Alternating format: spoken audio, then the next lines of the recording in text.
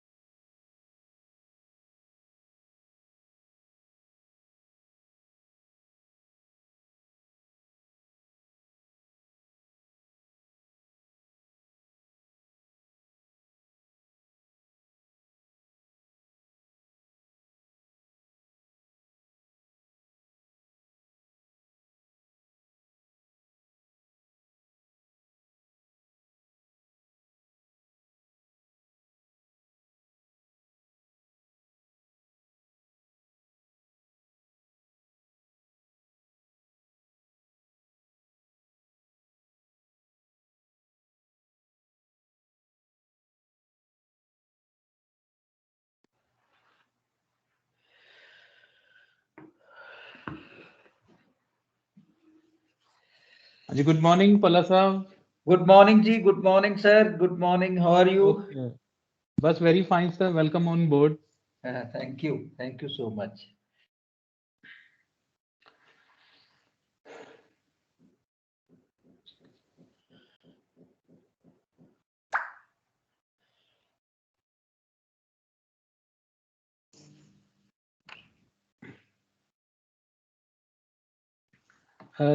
Ji sir.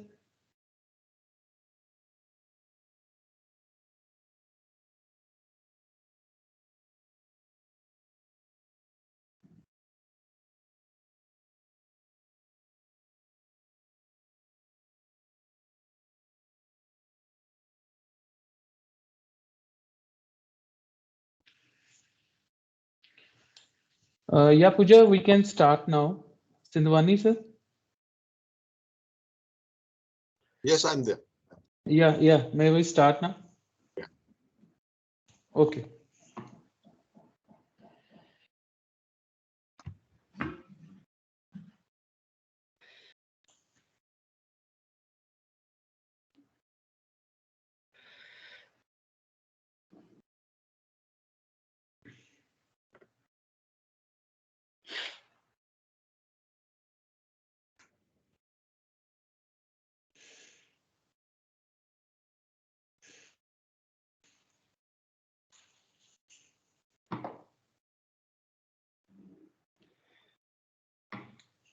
Yeah, Dr. Pooja, you can start.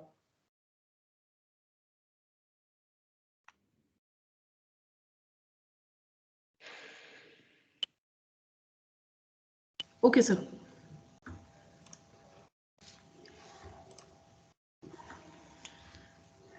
Am I audible, sir? Yeah, you are audible. The only person you are destined to become is the person you decide to be. We are what we repetitively do. Excellence, then, is not an act but a habit. With these words, good morning, everyone.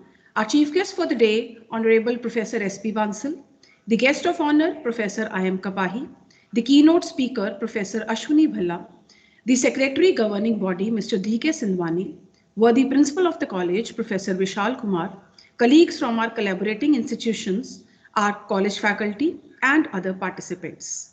I, Dr. Pooja Mehta, take it as my utmost honor and privilege to extend a hearty welcome on the behalf of Sri Aurobindo College of Commerce and Management, Ludhiana, to this one-week faculty development program on a paradigm shift in teaching, learning, and evaluation from 7th to 12th February 2022. This program has been organized by the Internal Quality Assurance Cell in collaboration with the Research and Faculty Development Committee of the College. Through this one-week FDP, through this engagement, we intend to reach out to the college teachers and acquaint them with latest knowledge and skill sets which can benefit them to conduct their online, offline, and blended teaching more effectively. Now, I take a very pleasant duty of inviting Mr. D.K. Sindwani, the Secretary Governing Body of the College, for his formal welcome address. Sindwani, sir, please. Thank you, Dr. Pooja. Good morning, everyone. Good morning. It's an honor and absolute pleasure for me to welcome you all with an open heart to embark upon a journey of learning and experience. I wholeheartedly welcome worthy chief guest of the day, a supremely inspiring personality, Professor Sp Bansal, Honorable Vice Chancellor, Central University of Himachal Pradesh, Dharamshala, who has graciously acceded to our requests to be the torchbearer for this program. We are extremely grateful to you, sir. Along with Professor Bansal, I'm pleased to welcome a tall academic figure, Professor I.M. Kapahi, ex-member UGC New Delhi, as the guest of honor, and an eminent scholar and renowned academician, Professor Ashwini Bhalla, Deputy Director Colleges, Department of Higher Education, Punjab, as the keynote speaker. I extend a hearty welcome to the eminent scholars who will act as resource persons of this week-long faculty development program. I also extend a very warm welcome to all the distinguished participants who are part of such an acclaimed gathering of notable experts and speakers. At this moment, I would like to convey my gratitude to our chief patron, Shri S.P. Oswal, worthy chairman of Vardhaman Group of Companies, who has sent his blessings and best wishes for success of this program. You are all leaders in the field of education, and I'm fully confident that your knowledge, experience, and expertise will provide fruitful insights on the new techniques that have been evolved in teaching, learning, and assessment. I'm pleased to felicitate the organizers of the program, our learner principal, Professor Vishal Kumar, and the members of the faculty who have immensely contributed in planning and organizing this program, a paradigm shift in teaching, learning, and evaluation. The theme emphasizes on various aspects of teaching effectiveness to be explored within the changing dynamics of educational environment. The week-long program is intended to introduce the outcome-based teaching and learning process, where the main objective is creating paradigm shift in the mindset of teachers in relation to their approach, activities, and attitude to teaching. As our college embraces the philosophy of Sri Aurobindo and believes in the principle that education should be adapted to meet the needs of the changing world, As such, it is imperative that educators and teachers make use of any opportunity they can to obtain cutting-edge educational technology that will allow them to better prepare students for an ever-changing world. It is important that the practitioners of education keep abreast of various ways in which they can take advantage of the technological innovations without becoming at odds with the more traditional aspects of their profession. I would conclude by reiterating my gratitude to each one of you present here. I'm sure that we will get productive and effective participation in this program. I sincerely hope that this program will help in uplifting the teaching standards, and the participants will use the skills developed at this program for their own benefit, as well as that of the students and the society at large. Thank you very much, and my best wishes for a successful event. Thank you, sir. Thank you, sir. Thank you so much, sir. I now invite our worthy principal, Professor Vishal Kumar, for his formal address. Vishal, sir. Thank you, Sindhwani, sir, Secretary, Governing Body, SACCM, for the words of wisdom and encouragement. I am indebted for the unending support from the management. Distinguished dignitaries of the inaugural session, Professor Sp Bansal, Honorable Vice Chancellor, Central University of Himachal Pradesh, Professor Indermoon Kapahi, ex-member UGC and advisor of so many universities, Professor Ashwini Bhalla, Deputy Director Colleges, Higher Education Punjab, and participants from various universities and colleges of India. A very good morning to all of you. At the very outset, I want to thank all the dignitaries for sparing their valuable time in spite of their so busy schedule and humbly consented to be a part of this program. I am really grateful to all of you. Shri Aurobindo College of Commerce and Management has been growing by leaps and bounds over the past 17 years, and over this period, it has been bringing several academic transformations and scholastic innovations into its fold. In continuation to this endeavor, under the worthy guidance of Padma Bhushan Shri S.P. Oswalji, who is the chairman of this prestigious college, we are organizing a one-week faculty development program on the very relevant topic, a paradigm shift in teaching, learning, and evaluation. The FDP aims at lighting the unlit in the teaching fraternity and familiarizing them with modern ICT tools for the next level teaching. To accomplish this goal, we have invited renowned resource persons who are the trailblazers in their respective fields. At the end, I once again extend a red carpet welcome to all the distinguished guests and congratulate my organizing team for their constant endeavors. Thank you so much, Dr. Pooja. Thank you so much, sir, for your continuous support and your words of wisdom. Now, to brief you more about this program, I invite Dr. Robin Kaushal, the convener of this event, to apprise you of the details of the FDP. Dr. Robin. Thank you, Dr. Pooja. Good morning, everyone. Honorable Vice Chancellor Professor Sp Bansal, Central University of Himachal Pradesh, Dharamshala. Professor I.M. Kapahi, ex-member UGC New Delhi. Professor Ashwini Bhalla, Deputy Director Colleges, Higher Education Punjab. Mr. D.K. Sindhwani, Secretary, Governing Body SACCM. Dr. Vishal Kumar, Principal SACCM. Members of faculty from different universities and colleges, and my dear colleagues, I welcome you all in this one-week FDP on a paradigm shift in teaching, learning, and evaluation. I'm elated to share that the registered participants for this FDP are not only from India, but are also from abroad. As we know that nowadays, everything is coming up in a digitalized way, and to cope up with new scenario of teaching learning, the impact of information communication technology on contemporary education and teaching is tremendous. New techniques have been involved in teaching and learning processes, which has enforced all of us to prepare for blended mode of teaching and learning.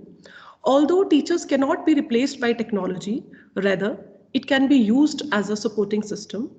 But this is possible only if we upgrade ourselves with technological skills of online teaching. So the main objective of this 1 week FDP is to familiarize the teaching fraternity with modern ICT tools so that the same could be adopted in day-to-day teaching practices for the greater interest of students. So this FDP will be presided over by Galaxy of Academia, who are pioneers in their respective field, and they will dialogue on the themes like building the competencies of teachers, outcome-based course plan, designing MOOC through Moodle, student engagement and their assessment, also emphasizing on various challenges and opportunities in online teaching. I hope that this 1 week FDP will be very fruitful and full of learning, new ways of teaching pedagogies for all of us. And in the end of this FDP, we have kept a very small MCQ test, which will be conducted on the last day of FDP. And the questions for the same will be from the curriculum discussed only. So thank you so much. Over to you, Dr. Pooja. Thank you, Dr. Robin. Now, without taking much of the time, I take the honor of introducing to you today's keynote speaker, Professor Ashwini Bhalla, Deputy Director, Colleges, Higher Education, Punjab. Dr. Bhalla is an Executive Vice President of Punjab Commerce and Management Association. He has edited and authored several books and publications. He has been involved in the designing of courses and outline of syllabus of Commerce and Management courses of Punjab University as a member of Postgraduate Board of Commerce and Management and a member secretary of the Faculty of Business Management and Commerce of Punjab University, Chandigarh. He has been regularly involved in organizing various faculty training and development programs and experience of working as conference secretary of various international level conferences. He is associated with many industrial organizations as a member of their social responsibility projects like Capability Enhancement Program of Vardhman Group of Industries. We welcome you, sir. And without taking much time, I invite Dr. Bhalla to present his keynote address. Dr. Bhalla. Thank you, Dr. Pooja. Am I audible to everybody? Yes, sir, you are. Okay. First of all, I'm very thankful to the Sri Aurobindo College of Commerce and Management for giving me an opportunity to interact with the teachers who are basically the nation builders. Honorable D.K. Sindwani ji, Honorable Vice Chancellor of Central University of Himachal Pradesh, and our very dear friend and our guide also, and our mentor also, Dr. Saab. Secondly, our very dear friend, Dr. Vishal, principal of this great institution. I'm reminded of the days when this Aurobindo College of Commerce was just started under the dynamic leadership of Dr. Sp Oswal and Principal Dr. Prem Kumarji, and we were involved in just grooming up of this institution, and we used to visit this institution with great enthusiasm that this is going to be a great institution in future for delivering the right kind of outcome for future generations. Today, you are organizing a very great program for teaching the trainers, training the trainers, that is the training program for the teachers on very right issue, that is we are struggling in the Department of Higher Education to perform this task. These days, I have been entrusted with looking after the university and college education in the state of Punjab, and the most grateful act which we need to do is the training the trainers. Because unless and until our teachers are updated, unless and until our teachers are given the right kind of methodologies to teach to our students, unless and until they are updated, we cannot deliver the right kind of outcome. So I'm very thankful to Aurobindo College of Commerce and Management. I was just discussing last day with Vishal that because the Vardhman Group has done a very great task in past by organizing capability enhancement program for the poor students and delivering the things that they can shape up their future in a right path. That was a great initiative, and I'm proud that we were involved into that. I was sharing with Vishal that Government of Punjab, under the dynamic leadership of our Honorable Secretary Higher Education, is now thinking to sign certain memorandum of understandings with the various industrial houses as well as service sector organizations, that we must gear up our teachers for or by organizing various kinds of faculty training programs. And we'll be discussing separately with Sidwani sir that how can Government of Punjab can enter an MOU with Sri Aurobindo College of Commerce for doing this a social cause. As far as the theme for this faculty development program, that is the paradigm shift in the teaching, learning and evaluation in the present day time. It's a very rightful theme. I think we must ponder upon everybody with great effort so that we can come out with some kind of solutions that our teachers are updated. The first and most important thing which is needed in the shift in paradigm shift in the teaching, learning and evaluation is the redefining of the role of the teachers. Till now, we have limited the role of teachers in the four walls of the classrooms. The teacher only think that my role is to go to the class, deliver a lecture which is prescribed syllabus prescribed by the particular university. 40 minutes I have to spend, interact with the students and come back. I think this is not only a task of the teacher. This is only one of the tasks. You have to redefine the role of the teachers in many aspects. Number one, you not have to look only the students which are existingly studying in your organizations. You have to look into the students also who have just passed on. You have to look into the all people who has your great alumni, and you not have to look only regarding the curriculum aspect which you have to deliver in the form of lectures and training to your students, but you have to look into the various projects of the college developments. You have to look into how to update yourself. So first of all, the redefining of the teachers is the utmost task which we must consider.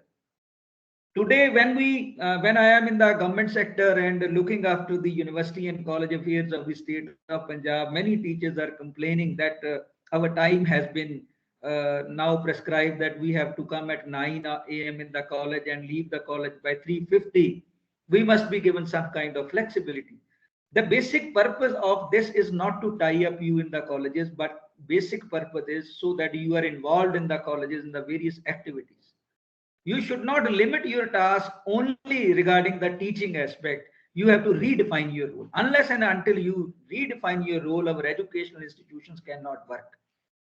You have to update yourself in various aspects which are daily changing. Daily new knowledge is multiplying and we are unaware about it. The mindset of the students need to be studied. Their psychological factors need to be understood, and we are not performing this task. So the role of the teacher is not only limited to just classroom teaching, the role is to be redefined in many folds. This is one aspect. Secondly, we have to now focus how to deliver a positive outcome of the teaching.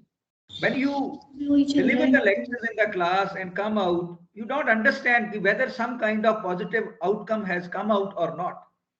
We are making our students rote learners. And it has been observed when whatever they learn in the classroom, they just cram. And after the semester is over, they just vomit in the examinations. And whenever they go out of these institutions, they are absolutely blank.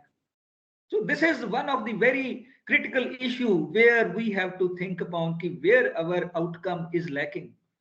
What needs to be done that students should not become only a crammer of the various kinds of things which you have taught them in the classes, but they should learn them, they should practice them, and they should imbibe all kinds of values which are needed for living a suitable life in this earth.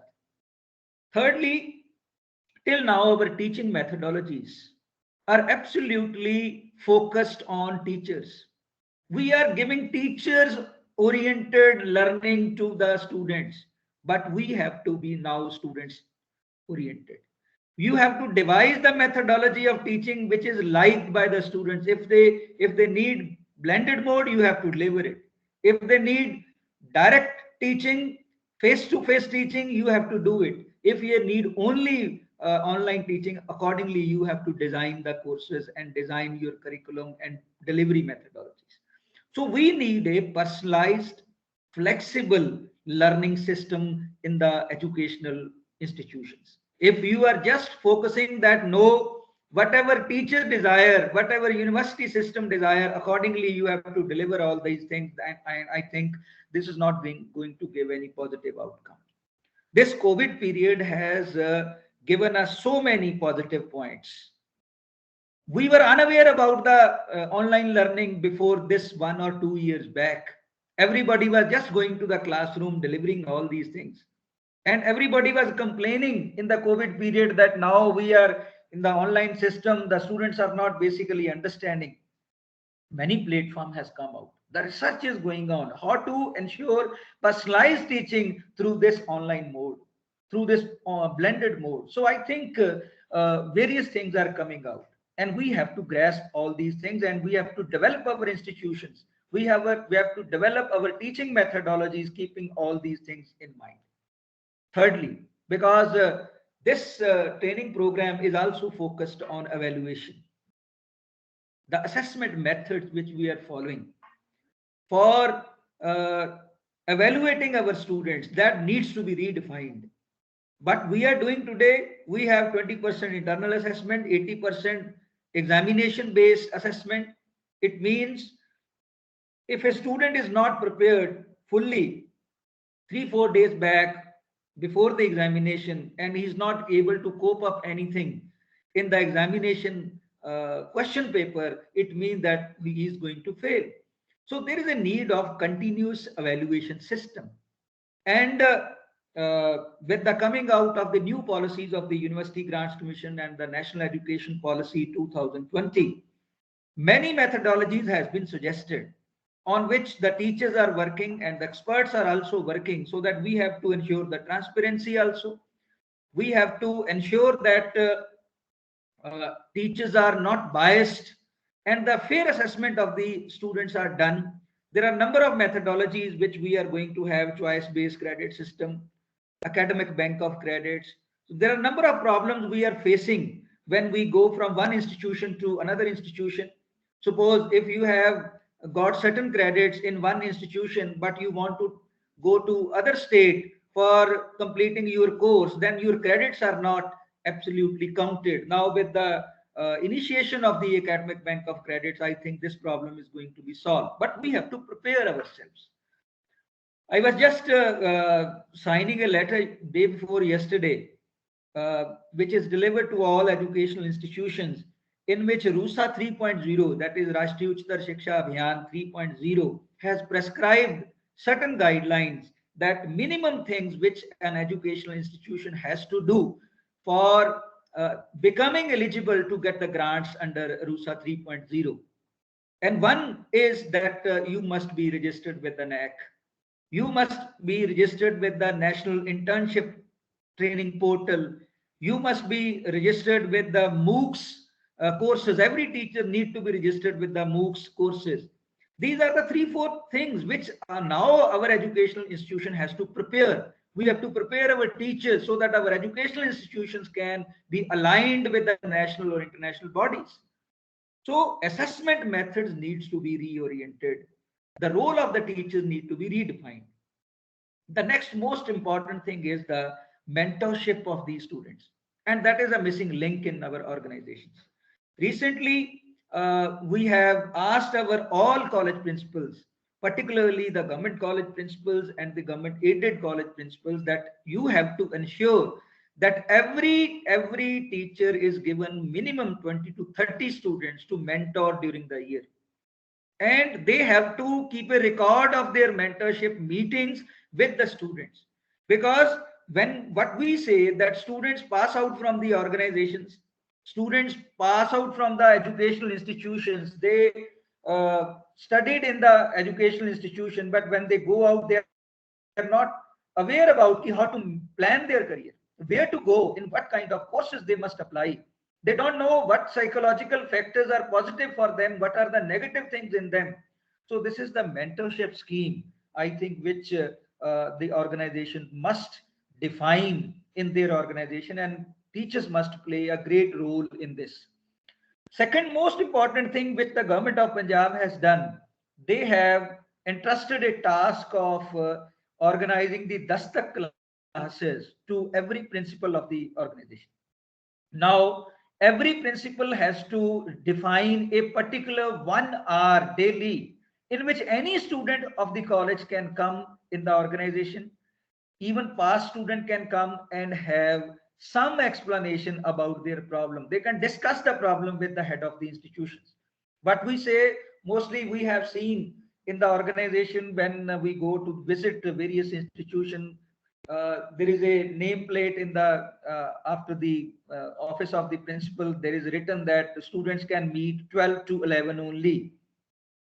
Now the government of Punjab has instructed to all principals that their doors will be open 24 hours a day, and 1 hour every principal will spend for Dastak class, and he will sit in the class. Any student of the college can come to that at that time in that class, share their problem. That may be a personal problem, that may be educational problem, that may be a problem relating to the teachers, or that may be problem related to any other field of their life if they wish to discuss with their principal. So this kind of connect both by the head of the institution as well as the teachers need to connect with the mentorship scheme as well as the Dastak classes. So this is the thing which I think in our this program of designing a particular strategies for teaching, learning and evaluation we must think of.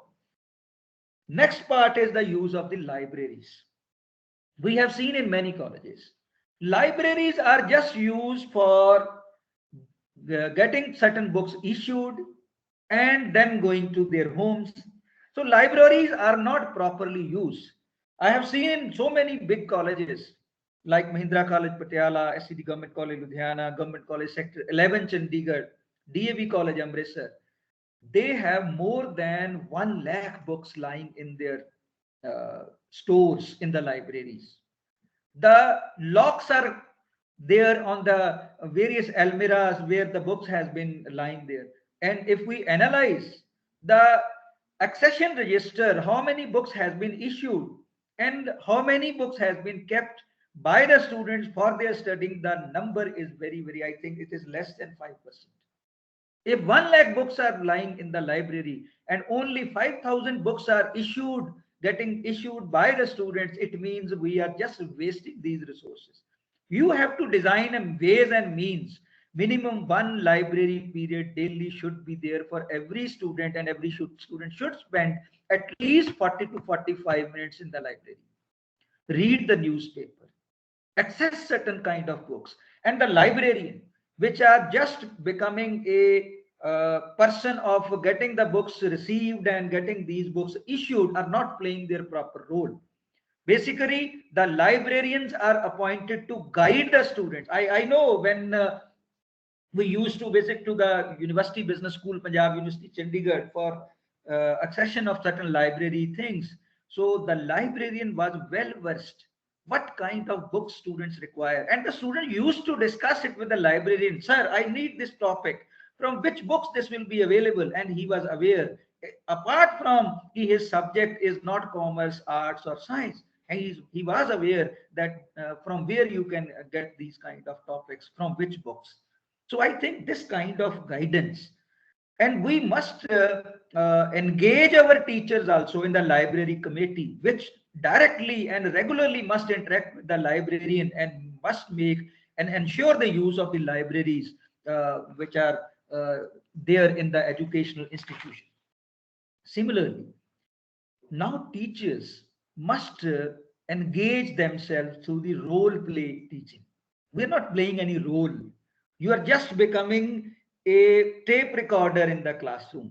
You go there, deliver your lecture, and whatever you are speaking sometime that don't suit your personality also. You're saying something else, but your role or act is something else. So it means the value system can be there only in the students only when you are playing some kind of good role. If you're teaching Management, you have to practice management in front of the students. You have to organize certain role plays with the help of, by making certain kind of teams. So only then you can make the students understood regarding the various concepts of the management. So this is one example.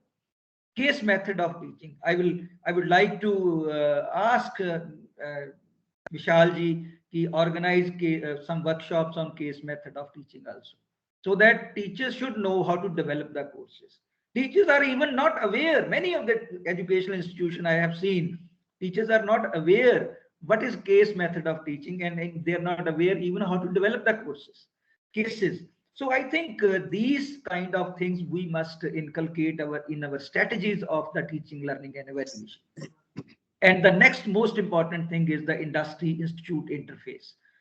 I'm very happy that the Aurobindo College of Commerce is self regulated by the Vardhman Group of Industry. It's a great industry having a wider experience of delivering social cause also. Now the teachers must interact with the industry people, and we are going to make it mandatory. I'm speaking on record. We are going to make it mandatory for all universities to at least have one member in their board of studies from the industry. Otherwise, no decision can be taken. Whatever we are teaching to our students in the classroom, if that is not useful our industry or service organizations, if our syllabi is not made according to the desires of the requirement of employment, then that is of no use. So this is a thing every organization must ensure it. And the next important part is the training of the students when they study in the organizations. You must have seen in various other countries also, the earn while they learn. This is a concept which is a missing link in our organizations. I think we must focus on this. Every student, maybe he belongs to a very high up family or having a good financial support, even then they may be asked to go to the work in the malls, shopping malls, service organizations, even on meager amounts, so that they can be trained how to learn, how to live a life, how to earn bread and butter. These kind of things I think is a missing link in our students, and our teachers are not focusing on it. The practical exposure of the teachers through the tie-up of the industry is going to do wonders in the organizations, because whatever we are producing in our educational institution, that must be used by the various organizations, maybe industry, maybe service organization, maybe society. We are not to produce only the students who can earn for them, but we have to produce the students who has a good value system, who can become a good citizens of this country. So all things should go side by side. So not taking much of your time, focusing on all these issues, I have just shared with you whatever is pipeline in the government of Punjab canvas, whatever we are planning for our educational institutions, maybe universities and colleges, that I have just shared with you. The time is coming that we have to not only enhance the employability among the students, we have to imbibe certain kind of value system in the organizations by giving valued output that is in the form of the good citizens of this country. So I hope this program will focus on some of the issues which I have highlighted. I hope this program is not in one program which is going to end here. This will start a discussion on all these areas. We have to redefine ourselves. We have to redefine the role of educational institutions, the role of teachers, and then we can make good citizens for this country. Thank you very much. Thank you, sir. Thank you so much. Thank you so much, Dr. Bhalla, for emphasizing the need for training the trainers, mentorship program, connection building, effective library usage, case method of teaching, industry academia interface, earn while you learn technique for students. I mean, you have summarized each of your content in a very effective manner, and I'm very sure that our learners must have got very good insights from your lecture. Thank you, sir. Thank you. Thank you, Jan.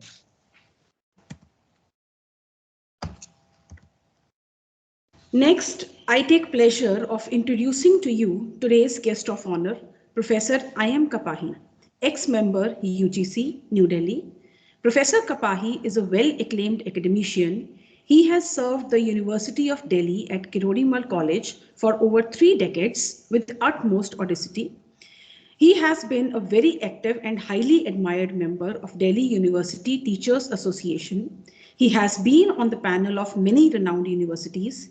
He has remained academic advisor to many institutes of repute, including that of Maharaja Agrasen University, Baddi. We are extremely honored to have you here, sir. You are kindly invited now to share your words of wisdom, Professor Kapahi.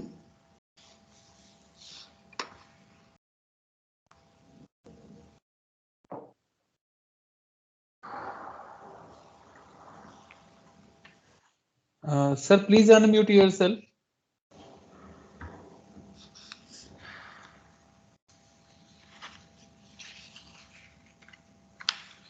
Kapahi sir, you are muted. Please unmute yourself.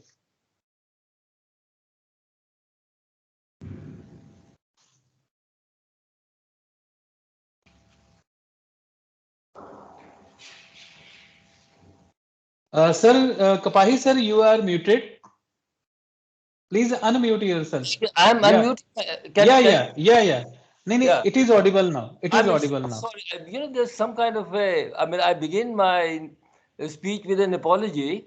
Yesterday, my granddaughter came, and I think she changed the entire setting to. So therefore, instead of Inder Kapahi, I am being registered as Ananya Agarwal. So no issue, sir. No issue. now you can hear me. You see, right in the beginning, I must say that I'm extremely happy to be amongst my old friends, Dr. Sp Bansal and Dr. Vishal. And, but I'm extremely, I'm very happy. About a few days back, I was in Ludhiana for some marriage, and then I heard about this college. I mean, of course, I knew that Vishal is the principal there, and I was told that it is one of the best colleges of not only Ludhiana, but of Punjab. So I am very happy that one of the very good college has got a very good principal, and a good man has got a very good college. So there is some kind of a mutual appreciation. The two will benefit. Second is, since I have limited time, I am speaking fast and only to the points. And I'm extreme. I was very impressed by what Ashwini Bhalla ji had been stating. So I totally agree with this. I would not repeat those points. So I'll carry on further with this. You see, the topic is extremely relevant. Extremely relevant. Now you see, it's in 2015, 16, etc. When I was there in the UGC, then we used to have these topics about paradigm shifts in teaching, learning, etc. But then you see, it appeared only as some kind of an intellectual exercise to be practiced in seminar halls, where these meetings, etc., lectures. But this pandemic has changed all that. Whatever was supposed to be some kind of an intellectual gymnastics has become a dire need of the society.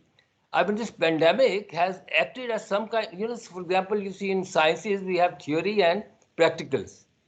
So this pandemic has proved to be some kind of a practical laboratory for the whole world, where this change in this paradigm change, this change in teaching, change in learning, teaching, evaluation has become a necessity.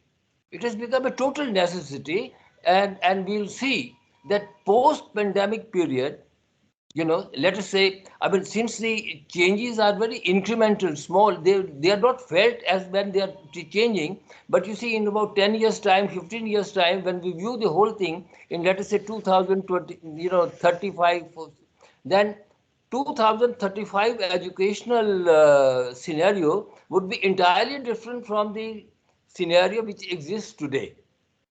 The change would be gradual, and we have to change ourselves. So therefore, this pandemic has proven one thing, definitely, that change is the only constant. Change is the only constant. We'll have to change in our teaching methodologies. We have to change in the learning process and evaluation, which Professor Ashwini Bhalla has very rightly pointed out. So change is the only, that is extremely important.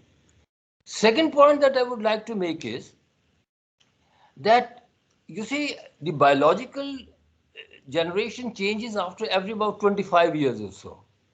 But we find that the intellectual generation changes after every 10 years. And the knowledge, the volume of knowledge, doubles up every 5 years. I mean, it's almost a geometric progression. I mean, you must have noticed. And in my field, you see, I belong to sciences, physics. I mean, you find that every month, new and new things keep coming. So therefore, we'll have to constantly upgrade ourselves. A teacher shall require to constantly upgrade himself or herself. So that will become extremely important, because otherwise one will not be able to keep pace with the changes in curricula in the world. So therefore, change is required. A change in the sense that we'll have to upgrade, and that is why all these faculty development programs will get increasing relevance. They will have absolutely increasing relevance. So therefore, that is revising the curricula in order, so that whatever we learn now becomes important in your life of the learner, of the student. And since the content of academics is changing, the content of knowledge is changing very fast. So therefore, keeping in pace with that knowledge becomes extremely important for the present teaching processes, etc., and in the university systems.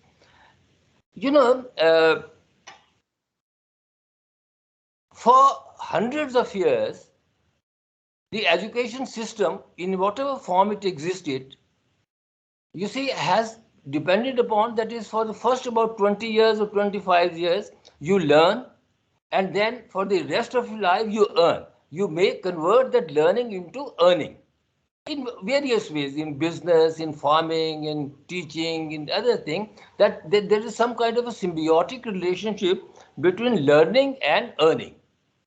Now, you see, when the world is changing so fast, when the academic contents are changing so fast, so therefore, this, what is the greatest disruptor that might come is this breakage of relationship between learning and earning. That whatever you have learned today may not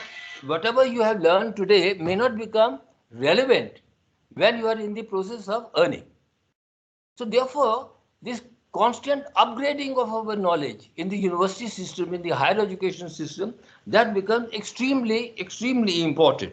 And therefore the national education policy is playing very important role in this. I do not need to go into the details of national education policy, but you see, if in one sentence I have to repeat this, if in one sentence I have to encapsulate it, I would say that national education policy, you see, emphasizes the role of learning. That is, learning how to learn. Because the learning is not done only in the classroom of 4 years or 5 years that you spend in the university, but throughout your life. So therefore, learning how to learn has to be inculcated in our university systems. That is important. Now, you see, I'll give you one example, and I'll request the organizer to put, there's a small photograph that I had sent. Yes, exactly. I will try to explain by this method. I mean, you see this kind, you'll see some kind of a toy bridge and a river, and that is this is the idiom that I am using to explain what I am saying. And this is not a hypocritical, this is not a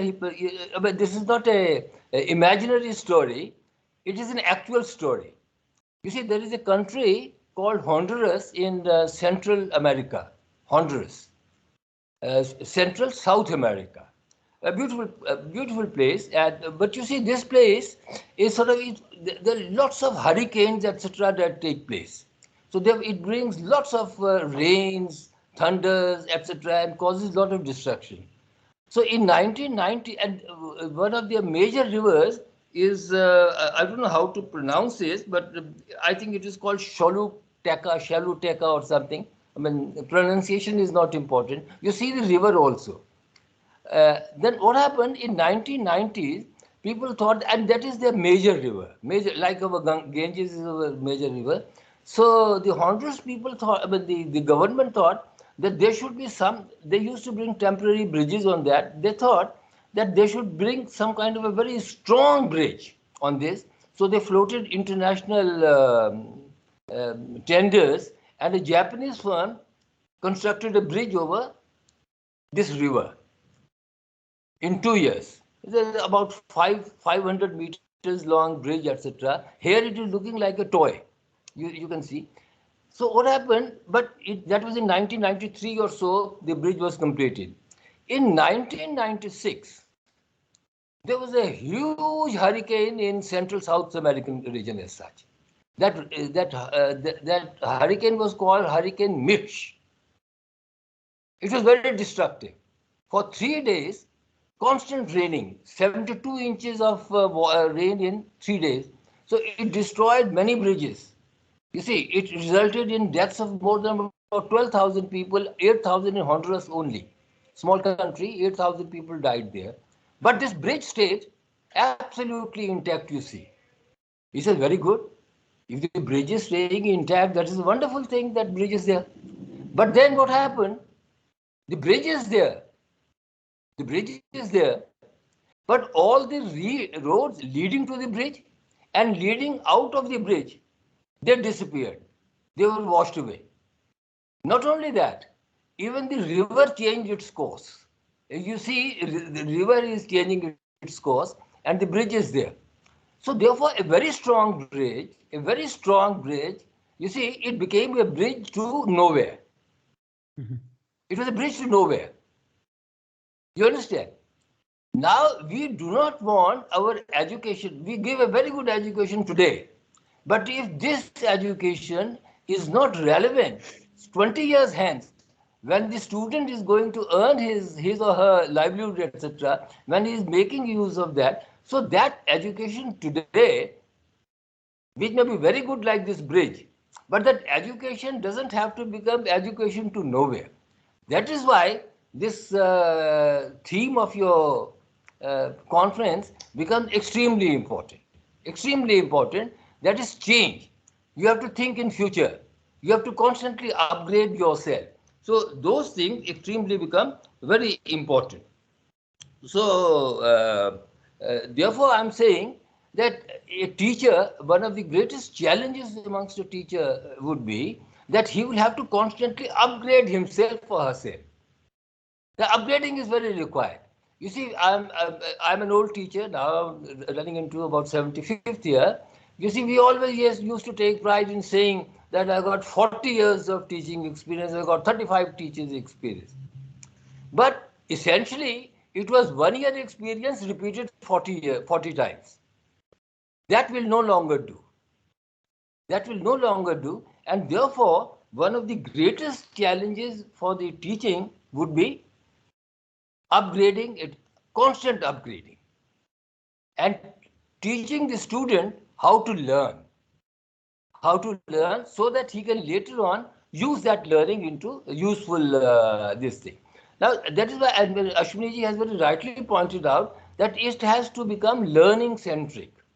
That is, whatever you have to do, I'm not going into the details of that since I have got very limited time.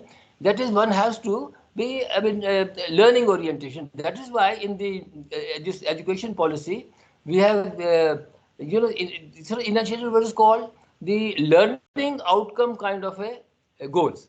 That is, when you do a program, when you do a course, then a student must be expected to know this much learning outcome. Or if you do a program that they should do so much, and now you see very recently, about 8 to 10 days back only, the UGC has sent what is called development, institutional development plans. You must have received this. Similarly, national higher education qualification framework, etc. So what kind of qualifications are required? And they are required so that they can change, etc. So that the change is a great this thing. Therefore, you see, in teaching also, that is multidisciplinarity interdisciplinarity, cross-disciplinarity would become extremely important. I mean, no longer the course, I mean, that, that strict, impregnable, putting these streams, commerce stream, management stream, science stream, art stream, humanities stream, vocational stream into silos, into impregnable cells. That will no longer do. There has to be some kind of a cross impregnation, cross penetration. That's a must in every field. In every field. So therefore, the curricula and the teaching will have to gear to this, what is called desalloization of educational, the qualification, not qualification, but the courses, etc. That will become extremely important, very important. But no, for example, what will be the relationship between biology and electronics? This becomes important. And this is a future challenge. You see, I'm 100% certain that chips will be created in the next about 10 years or 15 years, which when implanted, then you see it will enhance the learning processes, etc. You say that this is some kind of a scientific fiction. No. Even today, these pacemakers, etc., use the combination between science and electronics, science and technology. So technology will become extremely important in the learning processes, and I think our system has to gear to this. Similarly, learning, as I said, that learning would be, I mean, you have to be a constant learner. You have to be a constant learner, and then you see evaluation. Evaluation becomes extremely important. You see, nowadays, as very rightly pointed out Bansalji, that rote memory is being tested. But that this rote memory testing will no longer do. You have to, I mean, in the sense that you have to, in the sense, in future, you will have to pass not only the evaluate, you'll have to pass not only what you call the term end or the annual examinations, etc. You will have to pass the test of life. Test of life. Therefore, what will be required is evaluation will require a huge metamorphosis, huge change, because you see, it is not only that you reproduce whatever theorems, already known fact, but whatever you have learned how to use it in actual life, that will require extremely important. So therefore, I mean, I would say that in there will be a time when there will be what you call open book examination. Now you say open book examination becomes extremely easy. Everybody will pass. Everybody no, but open book means that whatever is given in the books, that is for learning theorems, etc. But how to apply this in actual practice? So therefore, a teacher then you see who evaluates through open books will have to do, will require to do huge amount of work in order to make some kind of question papers which test the ability of the student. So therefore, all these things they require extreme. Uh, so all I'm saying that Indian higher education system will gear to this, but we must also realize as to what is the size of our higher education system. Size of the, and therefore huge effort will be required. Now the size of the higher education system is, I mean, as you know, that for example, in our education system, which includes school, as of today, there are about 35 crore students. 35 crores. I mean, I'm just giving you this example in order to give you the dimension of the problem. Now, 35 crore, if only our Indian students in higher education and school, they were to form a separate country, then would have been the third most populated country after China and India. Even America has got 33 crores or something today, as of today. And even as of today, the university, I mean, the higher education stream, there are 4.2 crore, 42 million. And 42 million, that is 4.2 crore, is more than the population of 190 countries. So therefore, the size of the problem, the problem is too, is huge. But then our system will have to gear to this. Therefore, public funding would be required, but not only public funding, but non-profit governmental funding would also be required in order to sustain this huge system. And when this is the present, when the GER ratio is only about 26% at the most, but when the GER ratio in 2035 you say that it has to be 50% for higher education, then you see we'll be catering to almost about 8 to 9 crores of people, during those days. So therefore the system will have to gear up with this. There's a huge challenge, and I'm sure that we will be able to beat this challenge. But the mantra is learning how to learn in future, and change is the only constant. That change is these two things will have to be kept in mind by the higher education system. So I've taken my more than 10 minutes. I'm extremely sorry for that, and thank you very much.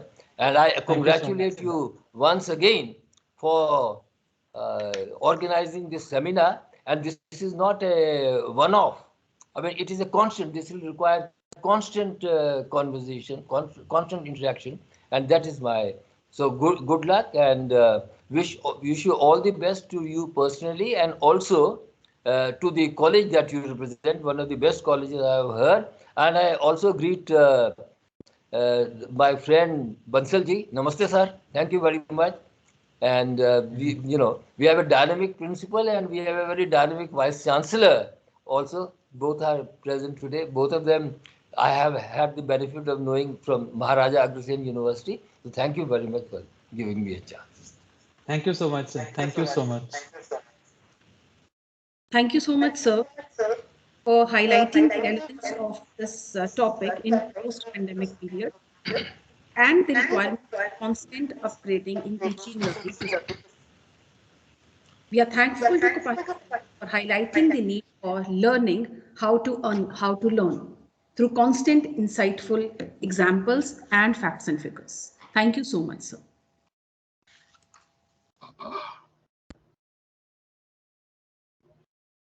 Now, I take pride in sharing with you all that we are honored this morning by the presence of Honorable Chief Guest, Professor Sp Bansal, Vice Chancellor, Central University of Himachal Pradesh, Dharamshala. Professor Bansal is proudly known as an academician par excellence and a man of substance. In his collective academic and professional experience of over 30 years, he has groomed and skilled millions of students in more than 25 countries. He is also privileged of being the chief editor of various international and national journals of repute. He has written about 90 research papers, 24 books, and guided 21 research scholars of doctorate program. He has remained a key person in facilitating. This is sufficient, Dr. Vishal. I think because I have also very less time. I have another meeting. Yes, sir. Yes, I would like to start. Sir. Yes, sir. Please. Yeah, thank you. Thank you very much. And rather, I would like to offer my tribute of love and admiration towards the organizer, particularly Professor Vishal, giving me an opportunity to be here to share my views in this very important gathering. Already, we have listened to great scholars, Professor Kapahi and Professor Ashwini Bhalla. As Professor Kapahi said that, yes, it's true that Professor Kapahi himself is a great scholar and my good friend, and nice to see you here. Professor Vishal remained associated with me for many years, even after my vice chancellorship of Maharaja Agrasen University. When I was a vice chancellor in Rewari, he was associated me in EPG Pathshala, and when we have developed 640 modules of University Grant Commission of EPG Pathshala, he remained associated with me, and he is known for his quality contribution. Congratulations, Professor Vishal, for inviting me. Thank you so much, sir. It's all your blessing. Organizing this great event. I know your capacity. My all kind of best wishes for your all future endeavors. Thank you. Thank you very much. Actually, I have a today I have 6 meetings, and that's the reason that I'm really already 2 great scholars have talked a lot about education and teachers learning evaluation. Nothing much to say now for me. It's an always advantage for the chief guest. But I really would like to highlight on few issues. Dear friends, of course, although COVID-19, this is probably the worst threat for economy has ever faced, and there is even some room for sanguinity for all of us. And COVID has jammed all our lives and compelled all of us to rethink, revisit, and continues to push us towards a new normal. That is very important. And out of this new normal, we have learned a lot, and we all are witness that India itself has tried to convert this time into a great opportunity. Now I'm very much hopeful that now this is the third wave, and after third wave, now we again will enter into a normal. We are living in unprecedented times and experiencing a crisis at a scale never witnessed before. And the only certainty in the current environment of uncertainty is that the world as we have known it has so changed and continues to change rapidly every day, every moment. And of course, in the era of this globalization and interconnectivity, the disruption, discontinuity and disorder due to this tough time and COVID have impacted all our lives and continues push us towards a new normal, and which is new technology is the result of this new normal. With the pandemic set to transform higher education as we know, and all we know that this new national education policy is already with us for implementation, and already in our university even we have taken a lead role as a central university for implementing this national education policy up to 70%. And but at the same time there are huge challenges before all of us as we have a room for innovation.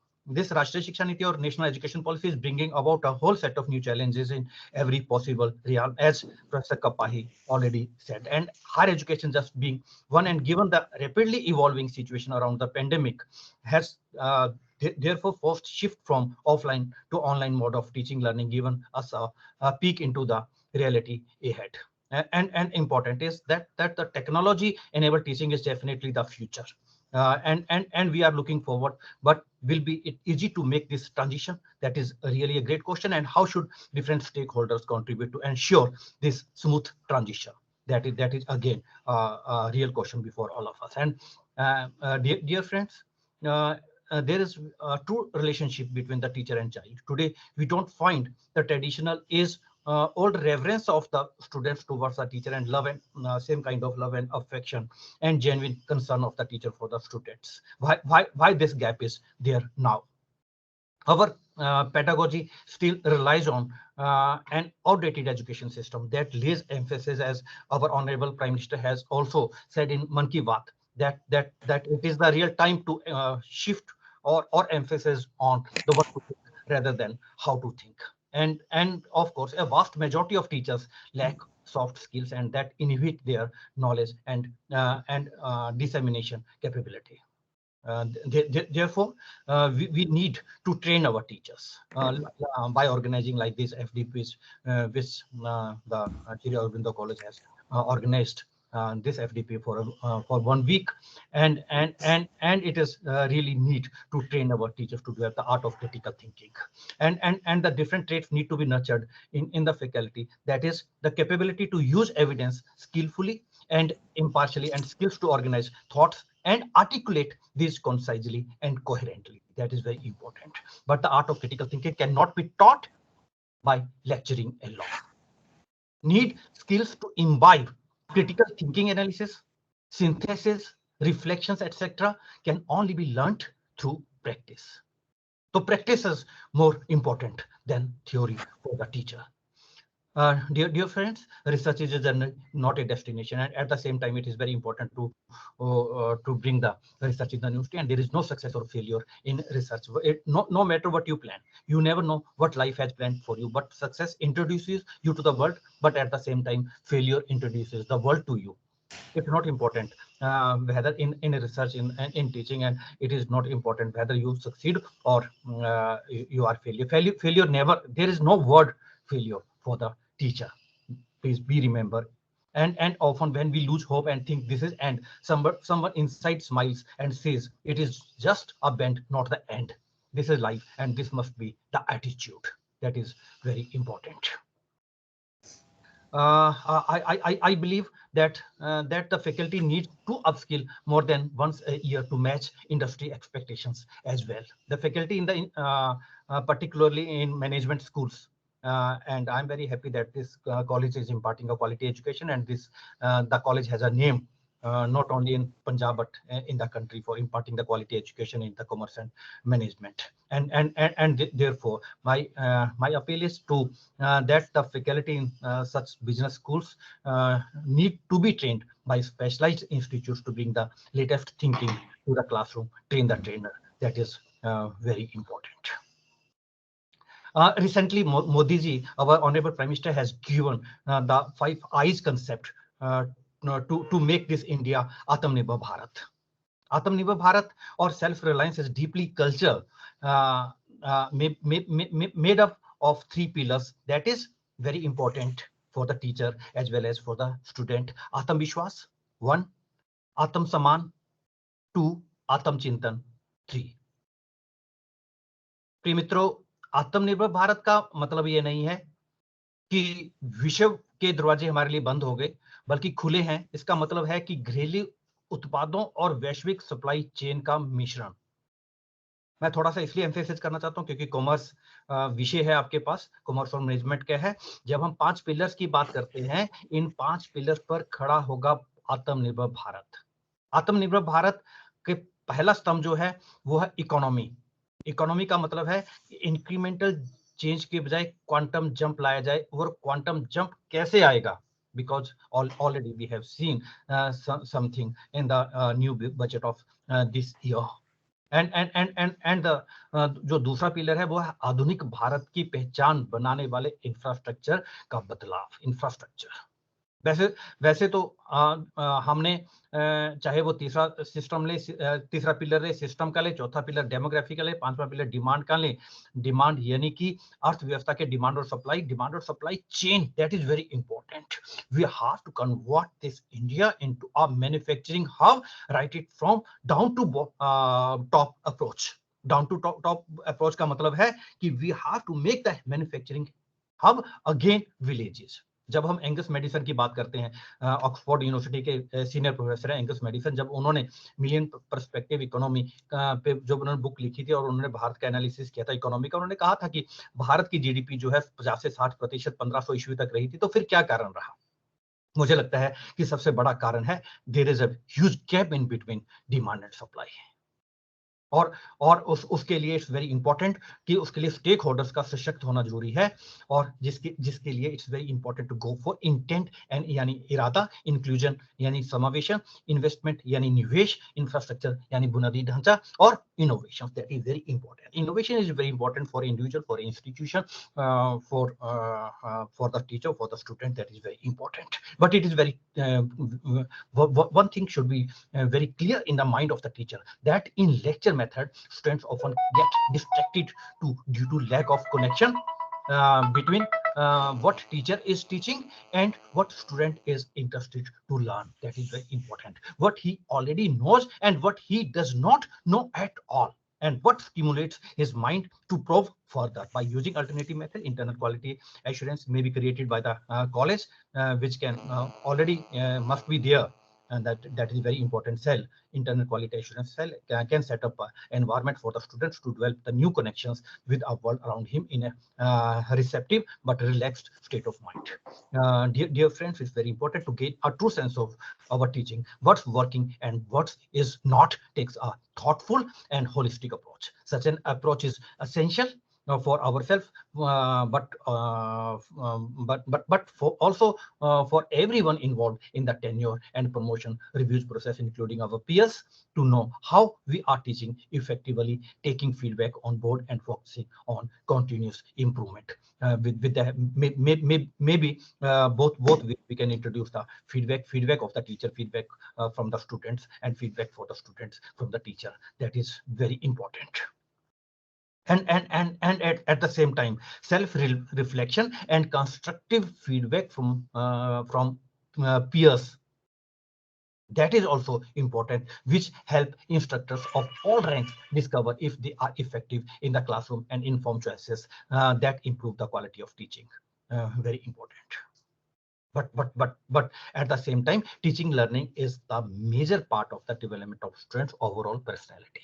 मैं हमेशा कहता हूँ teacher से, जब मैं बात करता हूँ टीचर्स को बोलता हूँ it's not important to cover your syllabus. आप बोलते हैं कि this is the syllabus and जो 50 मिनट्स की क्लास है, 50 मिनट्स में 10 मिनट आपको करिकुलम से हट करके जो आपने स्टूडेंट्स के साथ डिस्कस किया, that is the crux of the teacher. And now open source learning management system can offer you the opportunity to create and deploy e-learning courses, especially if you are willing to take the time to master all of its features. Maybe in the classroom that now the teacher can use the Moodle, teacher can use the Open EDX, a teacher can use the Canvas, teacher can use the Effective, teacher can use the online, and more important, like Harvard Business School.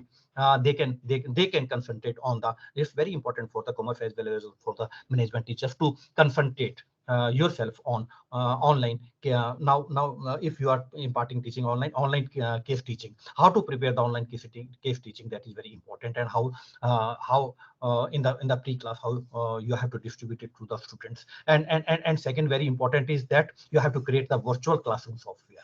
That is you can take the help of the virtual classroom software, ensure access to digital resources for enriching learning experience. That is very important. And you can take the benefit of efficient learning management system, ELMS. That is also very important. And therefore, real challenge today before us, how can cases work in the online space as well as the offline? How do they need to be adopted? That is very important. And how does the teaching differ? Because it's very important that you can take the example of the very good business schools, how the teaching pedagogy and the paradigm shifting, what they are using in the classrooms, that you can adopt, and therefore the success rests on two principles. First is the real world problem solving, and the second is active learning. Professor Vishal, you can ask a teacher to register themselves in the SWAYAM. Also, SWAYAM is very important platform. Yes, sir. Yes. SWAYAM Prabha again is an initiative to provide 32 high quality educational channel through DTS. That is also on the basis of 24/7 basis with cost effective and inclusive manner. And you can ask the teacher, or you for the institution you can take the help of NPTEL even. And you can create the now, because this is the time, and time has learned us a lot, and you can take the benefit of virtual labs. You can create a virtual labs, and you can take the benefit of eYantra platform, which also helps colleges to set up the robotic labs and clubs to make it a part. And more than 10,000 colleges across India have benefited with this initiative of eYantra. Of IT Bombay project, and of course NDL, you can take the benefit of NDL, and NDLI only hosts 4.5 crore plus items in its repository with over 150,000 volumes in English. Yeah. Now this is the time to take the benefit of artificial intelligence. You can introduce artificial intelligence. You can introduce IoT, Internet of Things, in your curricula, and you can make a core part of your curricula. That is very important. Now I think I must stop with these words that ये आज पूरा भारत जो है वो आजादी का अमृत महोत्सव बना रहा है, और आजादी का अमृत महोत्सव यानी आजादी की ऊर्जा का अमृत, यानी कि नए विचारों का अमृत, नए संकल्पों का अमृत, आत्मनिर्भरता का अमृत, वो अमृत हमने स्टूडेंट्स को पिलाना है एज ए टीचर, क्योंकि हमें एक एजेंडा बनाना है नेक्स्ट 25 ईयर का। 25 ईयर के बाद हम जब 100 ईयर्स आजादी के मना रहे होंगे, तो आज हमारा एजेंडा, हमारे क्योंकि हमारा युवा देश है, हमारे युवा देश के लिए, हमारा इन युवाओं के लिए एक एजेंडा हमें एज ए टीचर हमें तैयार करना होगा। हमें स्वयं की पहचान करवानी होगी, क्योंकि राष्ट्र का स्वाभिमान तब तक नहीं जग सकता जब तक शक्ति की अभिव्यक्ति ना हो। वो शक्ति टीचर को देनी है अपने विद्यार्थियों को, क्योंकि again we have to create a very that kind of true relationship in between the teacher and student. एक और पार्ट जो टीचर को पढ़ाना है अपने विद्यार्थियों को, वो है सेल्फ मैनेजमेंट स्किल्स का, because self management skills are the abilities that allow people to control their thoughts, feelings and actions. If you have a strong self-management skills, you are able to get set goals independently and take the initiative to achieve them. That is very important. Purposeful self-management can help you direct the trajectory of your career and ensure you seek opportunities that get you to your goal. That again we have to learn it to the students. Dear friends, learn everything that is good from others, but bring it in and in your own way. Absorb it. Do not become others. That is very important. आपका photocopy कोई हो ही नहीं सकता. आप तो अपने आप में you are great in the world. Talk to yourself once in a day. Otherwise, dear friends, you may miss meeting an excellent person in this world. Thank you very much. Thanks, Professor Vishal, giving me an opportunity. My good wishes for all the great success of the college. My thanks to the management, particularly the chairman and the secretary. Thank you very much. Thank you so much, sir, for sparing time in spite of your very schedule. Thank you so much. Thank you so much, Bansal sir, for highlighting the role of technology as a result of new normal and for mentioning the challenges like teacher-student gap, technology-enabled teaching, and research-oriented teaching. Lastly, for highlighting the 3 pillars of development and purposeful self-management skill. We are really grateful to you, Bansal sir, for accepting our invitation and marking your presence here with your thought-provoking words. Thank you so much, sir. Thank you. Now I invite Dr. Mrinal Gupta, a member of IQAC, to express a formal vote of thanks. Thank you, Pooja ma'am. So Honorable Keynote Speaker, Professor Ashwini Bhalla ji, Deputy Director, Higher Education, Punjab. Guest of Honor, Professor Indermoon Kapahi ji, ex-member, University Grant Commission. Chief guest for the day, Professor Sp Bansal ji, who is the Honorable Vice Chancellor, Central University of Himachal Pradesh, Dharamshala. Mr. D.K. Sinwani ji, Secretary, SSCCM Governing Body, and our most valued invited guests. Ladies and gentlemen, it's my privilege to have been asked to propose a vote of thanks on this occasion. As today we are going to start with 1 week workshop, or you can say a faculty development program on the theme of a paradigm shift in teaching, learning and evaluation. So today we got an opportunity to listen to valuable thoughts and ideas of the worthy speakers. And in real sense, I think that we can contribute to the education because we normally as a teacher, we listen that teaching is a noble profession. So why this profession is a noble? So for that, we need to work a lot on that. In today's inaugural session, Professor Ashwini Bhalla has clearly remarked on the need of redefining the role of teacher. So be it the industry-academia interface or be it the mentorship, alumni engagement. So obviously all these, the key points which are given by Professor Ashwini Bhalla, they are actually eye-opener for all of us. Then further, it was really a treat to listen to Professor Kapahi ji, as he rightly and very aptly mentioned about the change management, which is the need of the hour. While he was discussing that rote learning, we need to scrap off and we need to move on application orientation so that we can learn more meaningfully. So that listening to you is really a treat, sir. Professor Sp Bansal ji has talked about various self-management skills.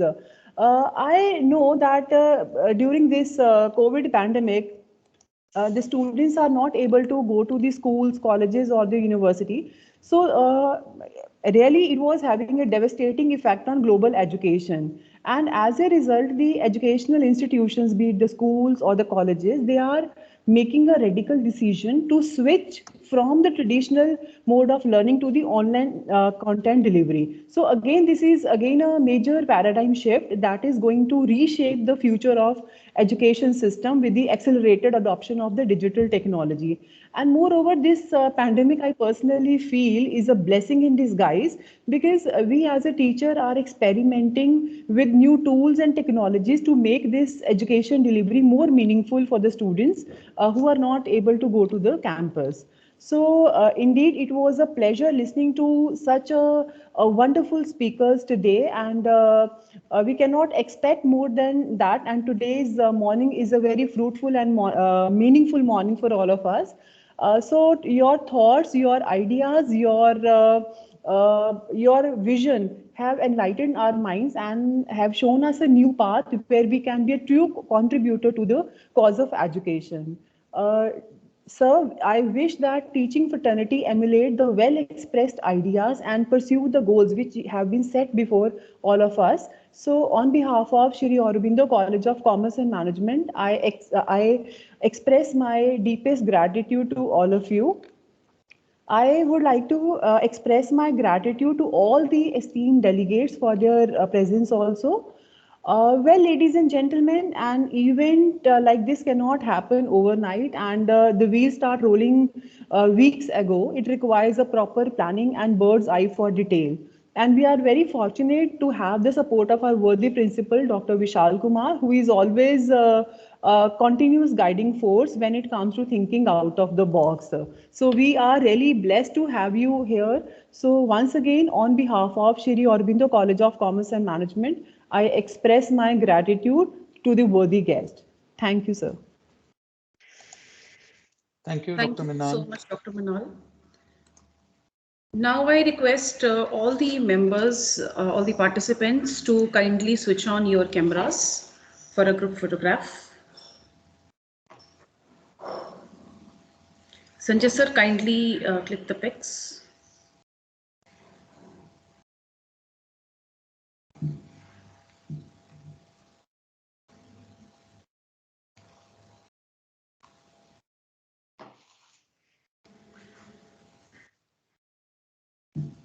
So with these words now I invite Dr. Manpreet Kaur, Joint Organizing Secretary of this FDP, to moderate the first session of this FDP.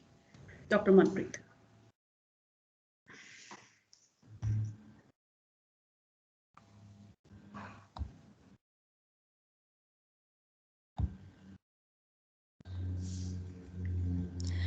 Just let me know whether my screen is visible.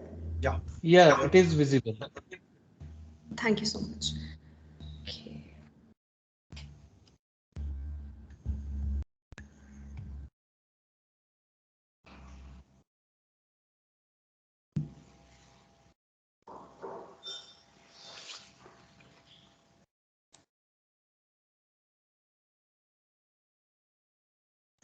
Dr. Manpreet, kindly unmute yourself.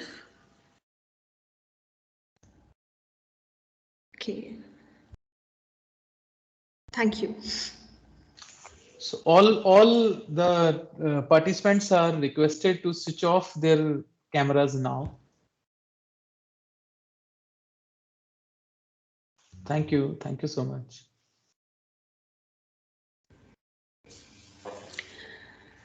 Professor K. Srinivas, our honorable resource person for the day, worthy principal, Professor Vishal Kumar, dear colleagues from other colleges and SACCM, a very warm and pleasant morning to all of you. I, Dr. Manpreet, welcome you all to the first technical session of a one-week faculty development program on a paradigm shift in teaching, learning, and evaluation. For this session, we have with us a very eminent and renowned personality, Professor K. Srinivas, who is Head of ICT and Project Management Unit of National Institute of Education, Planning and Administration, a Government of India and MHRD institution in New Delhi. He holds a PhD degree in computer science and has been utilizing open source ICT tools and technologies in teaching, learning, and student evaluation since 1990, both at graduate and postgraduate levels. His areas of interest are e-learning, blended learning, MOOCs, ICT-enabled pedagogy, computer applications in project management, and e-governance. He is having more than 29 years of teaching, research, industry, and consultancy experience. He is a valuable resource person and delivers skill-based lectures for FDPs, FIPs, refresher courses, and orientation programs at UGC HRDCs in various universities across the country. He also conducts training workshops for teachers both at school and higher education levels across the country. He has written a number of articles on different aspects on university automation, e-governance, training needs, etc., which have been published in reputed research journals. He has also participated in international forums and presented papers on various aspects of e-governance, blended online mode teaching, MOOCs, etc. I welcome you, sir, on behalf of college management, faculty, and all the participants with us. We are honored to have you here, sir. Before we proceed further, there's an important announcement for all the participants that if you have any query in between the session, you can write the same in the chat box. These will be taken at the end of the session. So without wasting much of the time, I request our worthy resource person, Professor K. Srinivas, to share his words of wisdom. Professor Srinivas, sir, Manpreet, just a minute. I want to welcome Professor K. Srinivas for 2 minutes. I'll take 2 minutes only. Sure. So, resource person of today's session, Professor K. Srinivas, Head ICT and Project Management, National Institute of Educational Planning and Administration, New Delhi. All members of the faculty present over here and dear participants, once again, a very warm welcome to all of you, especially Professor K. Srinivas. I first time met Srinivas 3 years back during a capacity building workshop on SWAYAM 2, organized jointly by MHRD, UGC, and NITTR Chennai. After that, we met on many platforms during various FDPs and workshops. Sir's mesmerizing sessions, zeal to teach, and command over their subject is par excellence, I would say. Sir, everybody knows that you used to be very busy, but when I requested to your good self for one session at SACCM, immediately you accepted our invitation. I am so grateful, sir. Today's topic of discussion is building the competences of teachers in blended teaching and learning, a step-by-step approach, which is very important contemporary topic in today's scenario, right? I firmly believe that the inspiring ideas, profound knowledge, varied experience, and wise guidance of Srinivas will continue to inspire our participants and help them to enhance their academic or professional excellence. I once again welcome you, sir, at SACCM Ludhiana. Thank you so much. Yeah, over to Manpreet. Manpreet, you can Thank stop. you so much, sir. Yeah. You can stop showing your screen so that I can. Yeah, thank you.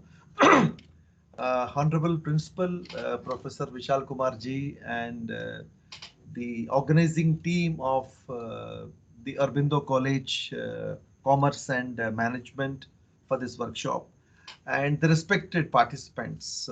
Good morning and namaste and sat sri akal from my side to all.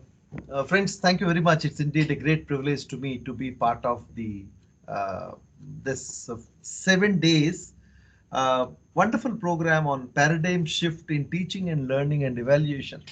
And I really congratulate Professor Vishal Kumar to start this kind of a wonderful workshop, which is a very much the need of the hour. I have been hearing almost since 10:45 the wonderful speakers of all the inaugural workshop, and I really appreciate how much effort Professor Kumar has taken to call these people to do the needful. Now from this session onwards, friends, so what we want to see that it's fine, it's there in the educational policy, everyone of us know the need of the hour. What is important is how do we make it practically implementable? What process need to be followed, and how do we go about it, and what are the steps to be taken? So that is one part. Before I should start my presentation, two important issues I wish to flag in front of you, because my session is on the blended mode of teaching, which is very much the need of the hour currently. So I have come with three important objectives. One of the important objective is how do we improve the current mode of teaching which we all of us are doing. That is my immediate objective here. And because we know very well that colleges are opening, but still my daughter is also studying in a famous law school in Delhi. but still nobody, hardly I found around less than 10% are going there, but many of them are working from home, still a lot of doubts in the parents' minds and so on and so forth. So in this current context, and we don't want to see that the teaching should be affected. But at the same time, teaching means it's not only lecturing kind of a thing. A lot of things need to be done. So what is that? And it's not the idea. And basically, I'll try to see within my 1.5 hour talk. It was a little difficult for me to do many things, but I'll do my best. So what all these and practically what as a teacher I've been doing in my own classroom teaching. That's one part of it. Second important question people used to ask me, almost now and then is, sir, how do I get associated in the MOOCs development, MOOCs course development? So what are the things need to be done and how do we go about it? So that aspect also I'm trying to speak. Also at my third objective is, how do we get associated in open and distant learning courses which UGC has started? Unfortunately, what happened? People have compartmentalized, saying that no, this is different, this is different, this is different. Yes, of course, there are look-alike different, but there are a lot of functionalities which can be connected. If you could be a teacher who could able to successfully design, develop, and deliver your class for your blended mode of teaching, and some of the aspects definitely could be useful for you for the MOOCs development as well as the online and open distant courses development as such. So the point is that unless and until you start, and of course the levels are immaterial to me, whether you are an assistant professor, associate professor, professor. So there are certain commonalities are there which we want to see that how those things need to be worked out. That's first point. So what are those common factors? Where should we start? Because I'm giving a leads to other sessions and during the 7 days of the program, and I'll give you one small project work also. I wish to see that you could able to attempt that project work so that ultimately what happened. I think I've been hearing to one of our excellent speakers in the morning session. One of the small innovation which I have been doing for many years is, this is not because of the corona I'm doing. Almost last 15 years I have been practically doing all these steps. A few of them is, number one, I divide my class into 4 components: lecture, discussion, demonstration, and the hands-on practice.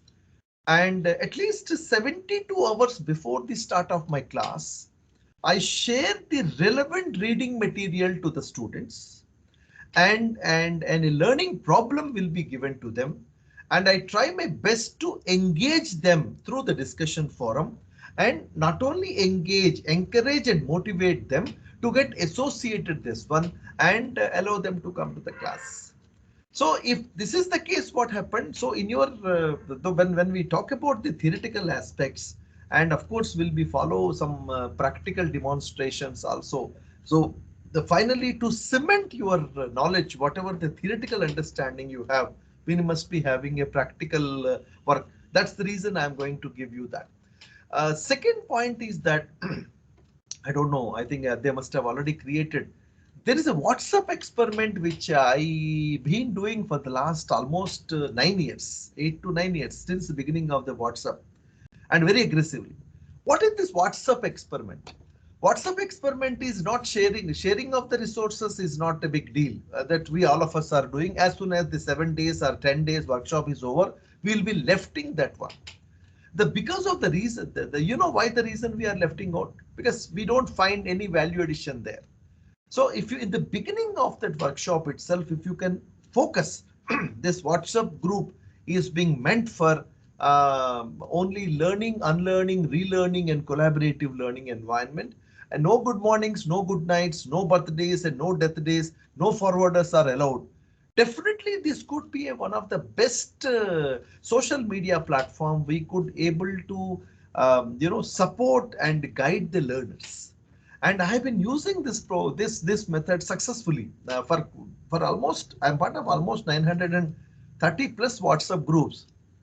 I don't get any nonsense message as such. See, what individual grouping, individual sending is one. grouping is one. So I think this, unless and until we think out of the box, this kind of a things, and will not be successful. The last point before I show my presentation is teacher is no more confined to the four walls of the classroom. And those days are gone. And of course, even tomorrow, the situation will ease out also. And during these 2 years, the lot of knowledge has been created, and awareness has been created among the learners.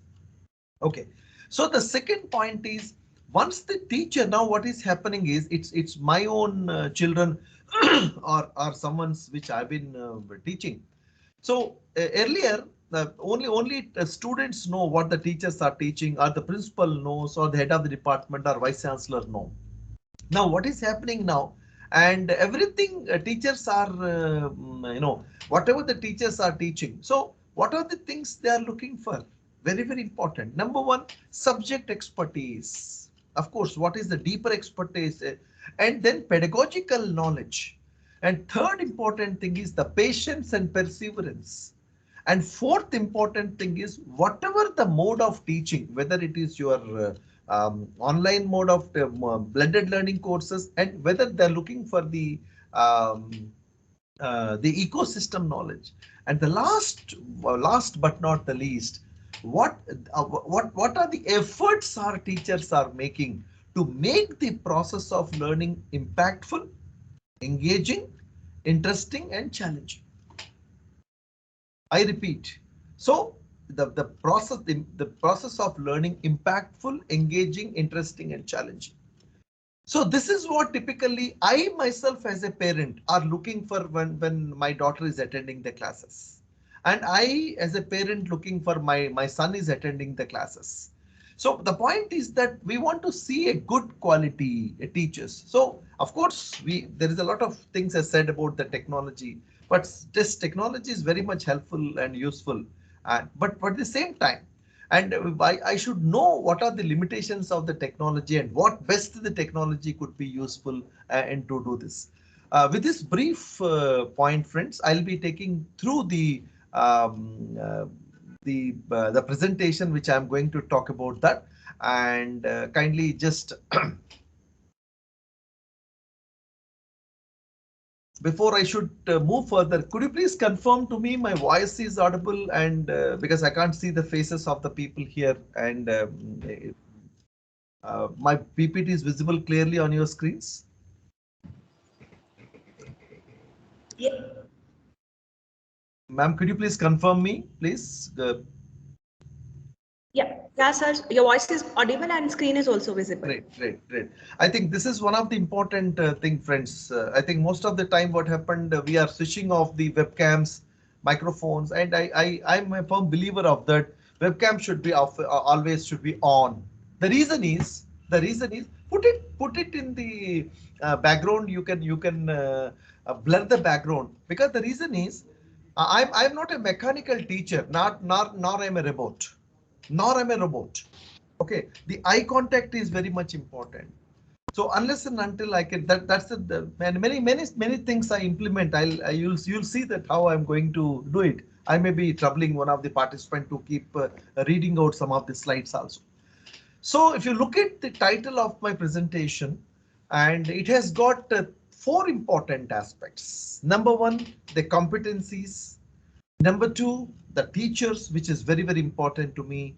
Number 3, the blended teaching learning environment. And number 4, a step-by-step practical approach. And what is important to me, theory is very, very important, no doubt about it. And wishful thinking is very much important. But at least in certain point of time, we want to see that how that can be converted. Sorry. That can be converted into the practical part of it. I must tell you one interesting anecdote. Since 1st March 2020 to till now I have not counted your this thing till yesterday evening. I have addressed around 55,000 people, and in 55,000, just less than 1% are my webinars. Less than 1% are webinars. that first 15 minutes talk and half an hour talk. Majority of my sessions are in the workshop mode. So that theoretical understanding, and I believe in this because theoretical understanding and practical understanding during the workshop and extended hand-holding support for 30 days. Maybe it may be crazy to the many of the faculty members saying that how come this professor is spending the time? Yes, even yesterday being a Sunday with a wonderful sun had come out of Delhi, but even I sat in a room which is almost 8-degree temperature. But my point is it's worth spending on that. So three things are very important, and your workshops, whatever, and it's always better to have a workshop mode, number one. And the workshop will be consisting of two important components. One is a theoretical understanding and practical understanding, followed by the extended hand-holding support. Means the aptitudinal building should be coupled with the attitude also. If anything is missing, you have a wonderful aptitude and very bad attitude, saying that, many times people say, nothing will work in this country. I fail to understand and why this is not working in this country. And we must be thankful to all the wonderful teachers and the students who has adjusted to this kind of a scenario which we all of us are praying.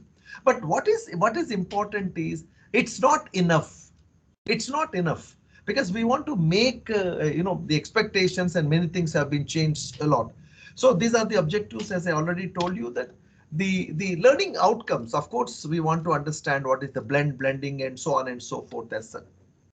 As it was rightly mentioned by one of the speaker in the morning, the need of the hour is adapting the change.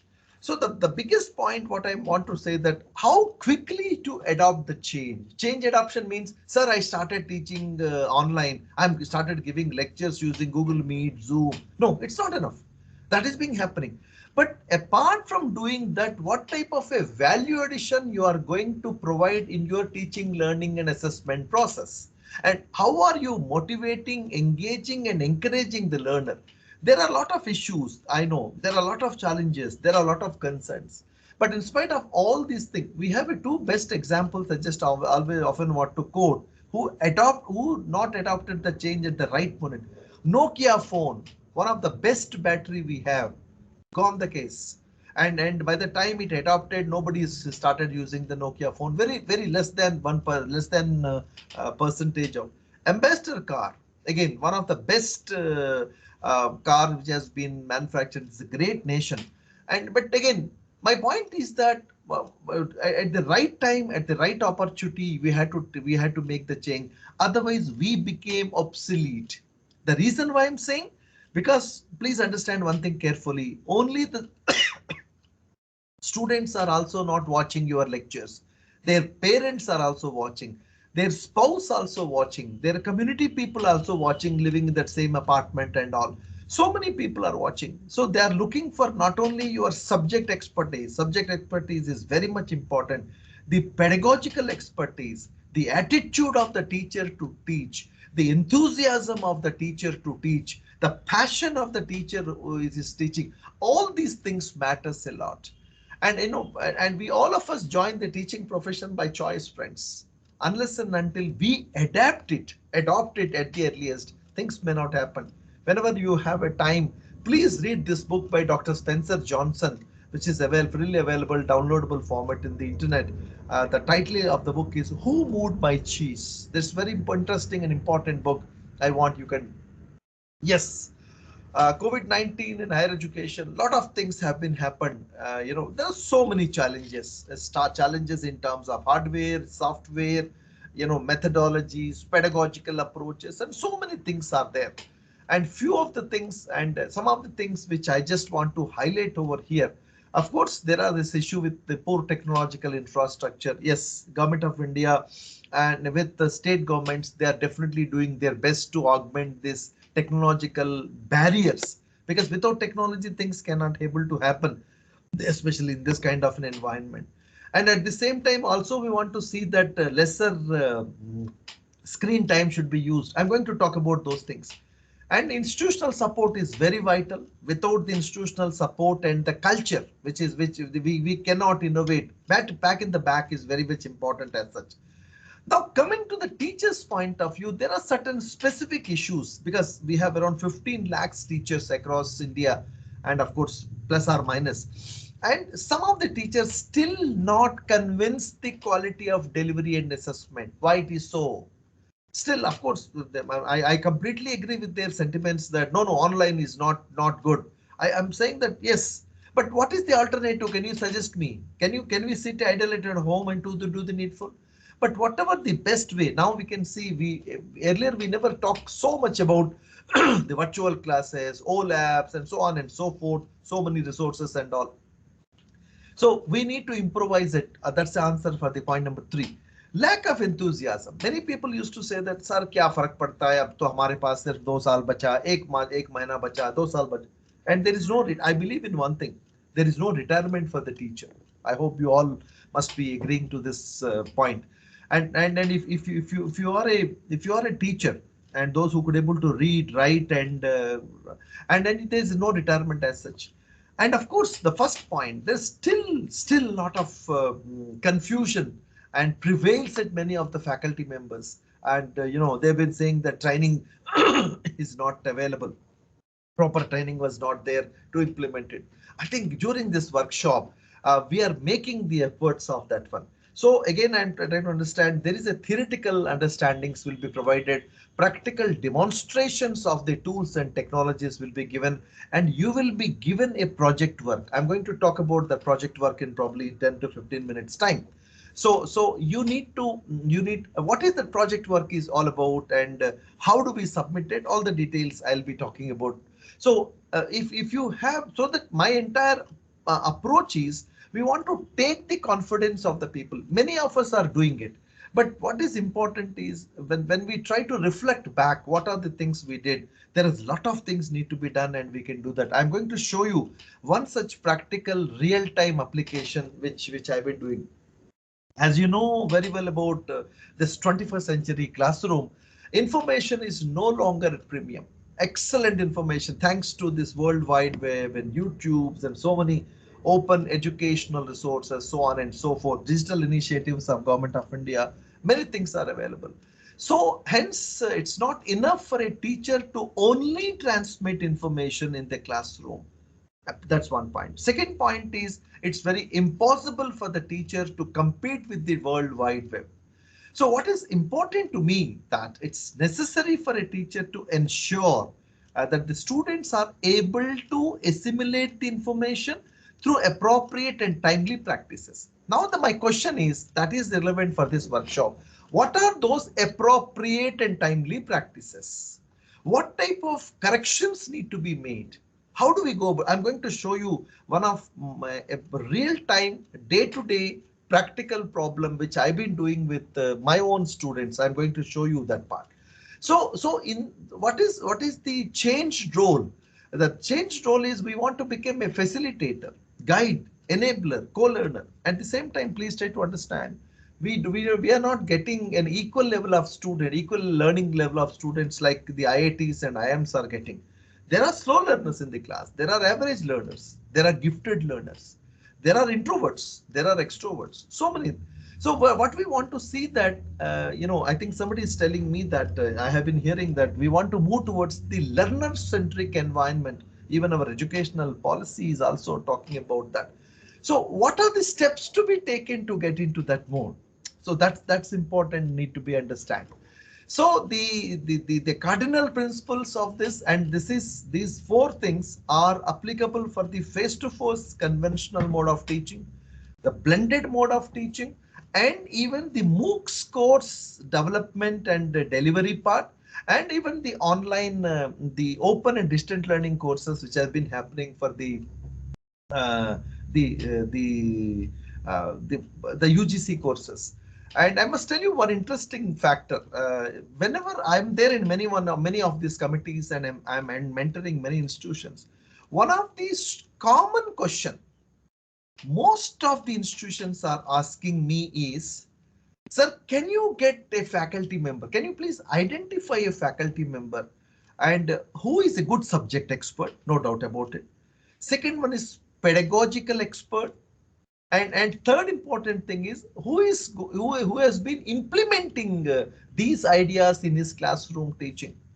So you see, this is what it's required now. And it's theoretically sound, no doubt about it. And of course, passionate about to get associated in this kind of a things. And then, so what is important? This is next few questions people are saying. And the process of learning, how do we make the process of learning impactful? And how do we make the process of learning engaging, interesting, and challenging? And of course, I'm not starting with the technology because even though I'm a technologist, I'm a professor of computer science, but I believe in that the sensitization, the orientation, and the training of the teachers, irrespective of planning and developing their course, and followed by the technological intervention is really a meaningful thing. Otherwise, it's not only because of the technology. I have a Moodle, I have Edmodo, I have Canvas. What does it mean? It may not be. It may not be solving any result at all. What is important is how can a Moodle, which is a free open source learning management system, could be helpful for us. How can open Google Classroom could be helpful for us. So please try to remember these four things. I repeat again and again till my end of the session also. Before I talk about the technological things, a few important things I wish to say. Generally, I used to ask the participants to read, but here I can't see the faces of the participants, neither the list of the participants. So I myself will read out these things. I just highlight those things. My first important statement is technology is not a miraculous cure for all educational ailments. Please try to understand. In my view, technology is a means, not an end. And technology means not only the tools, it includes the techniques too. So the second point is very, very important. It's like an antibiotic. One of the antibiotic which often we have been hearing for last 2 years is Dolo 650. You know, everywhere we talk about that Dolo 650, and you know the company's share must have gone up to, and many such things. So the second point is very important. The effectiveness of the technology. The effectiveness of the technology is directly proportional to three important factors. Building the competencies, then building the positive intent and right attitude of the user. Here the user is a teacher. So we need to build the competencies, number one, and competencies along with the skills and so on and so forth. Second one is right intent. Positive intent is very important, and right attitude. Often people say that no, sir, if I have a wonderful, good speed internet connectivity, I can do wonders. Fine, that is good. But at the same time, you know, I'm sitting in my university. I have a very good internet connectivity, very good all-in-one computer, and speed-wise, very good. And these things will only enhance what I speak. That's all. They cannot speak on behalf of Professor Srinivas. And Professor Srinivas is having a plan of action. Had I started my class at 11 o'clock and 11 o'clock to 1 o'clock, for the 2 hours, I have a different plan. But since I started at 11:30 and 11:30 to 1 o'clock, again, the 1.5 hours, my plan of action will be different, right? So this is how the adjustments need to be done accordingly into the sessions as such. Now I request all the participants. I'm just giving a 2 minutes time, 2 to 3 minutes time. Let's start with this one. Kindly requesting you to open. I think my test must be over. Let me just check up for a minute. It's working because there's a load I put on this system. Yeah. Yes, it's opening. Now I request whether you are having laptop or a desktop. Okay, I request you to kindly open this one in your chat box, please, in your browser, please, and I request you to kindly go through this one. I'm just giving you 3 minutes time. I request you to kindly go through this one.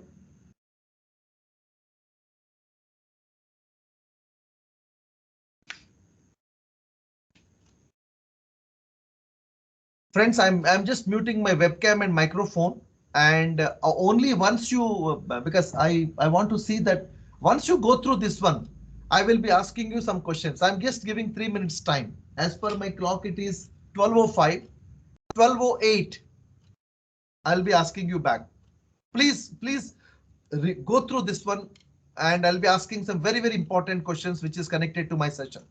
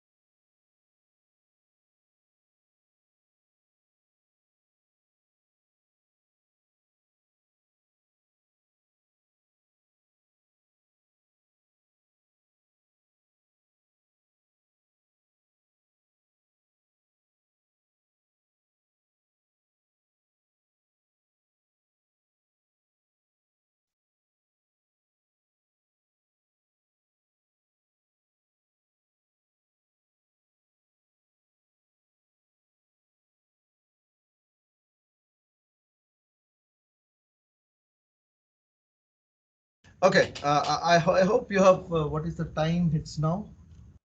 Yeah, we have enough time now. Okay, now my first question. Let me check how many of you. Before I should start this, kindly confirm to me my voice is audible to all of you, please. Yes, sir, it is audible. Okay. So my first question to all of you, those who are cross-checking this one, my first question is, how many social media platforms are integrated in the site? You can type the answers in the chat box.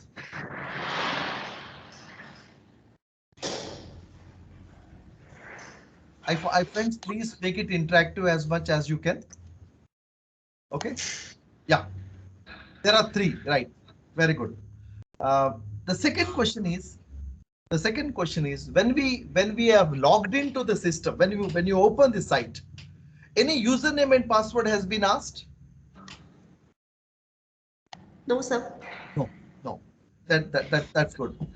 My third thing is, let others also can answer this. My third important question is, when you must have clicked on some of the links. There is some new button is also there. You must have clicked on this some of the links. What are the things you have observed when you click on the first link, open workshop, some online workshop resources? What are the things you must have observed?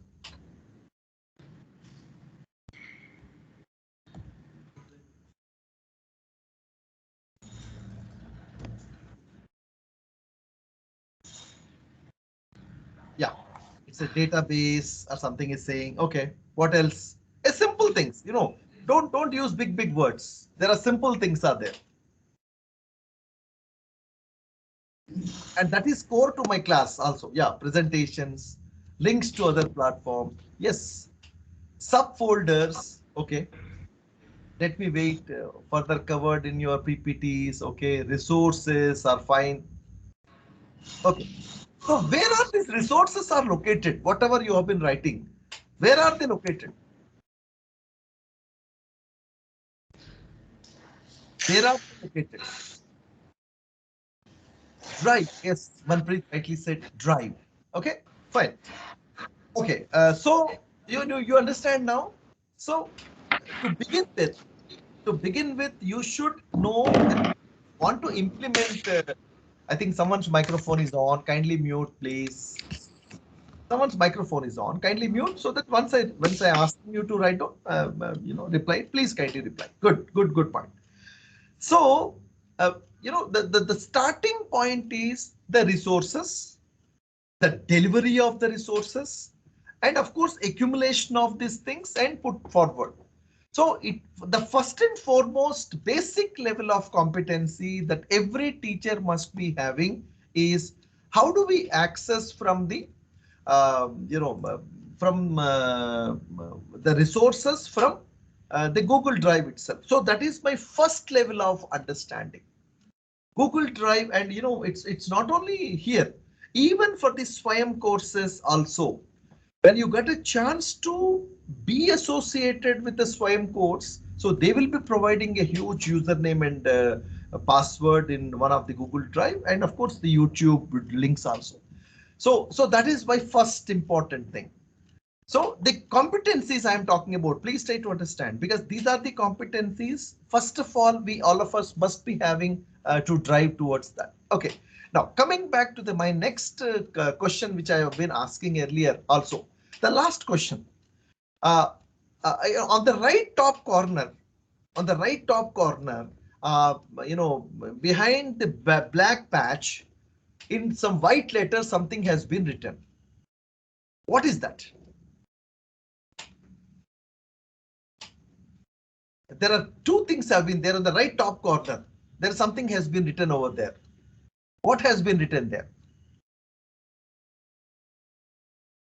Let me see what the people are saying. Oh, sorry.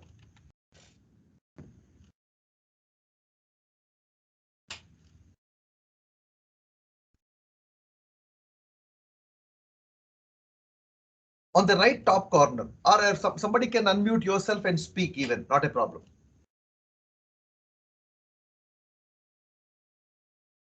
On the right top corner, above the Albert Einstein's picture, there is something called.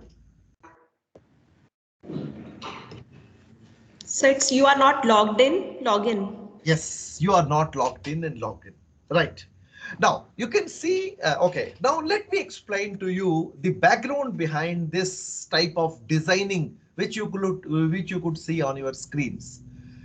This is the platform I have been using. Of course, before that, this is the free open source, a pedagogy based learning management system platform called Moodle, which I've been using for my teaching, learning activities and assessments with my students and participants for like you almost more than a decade.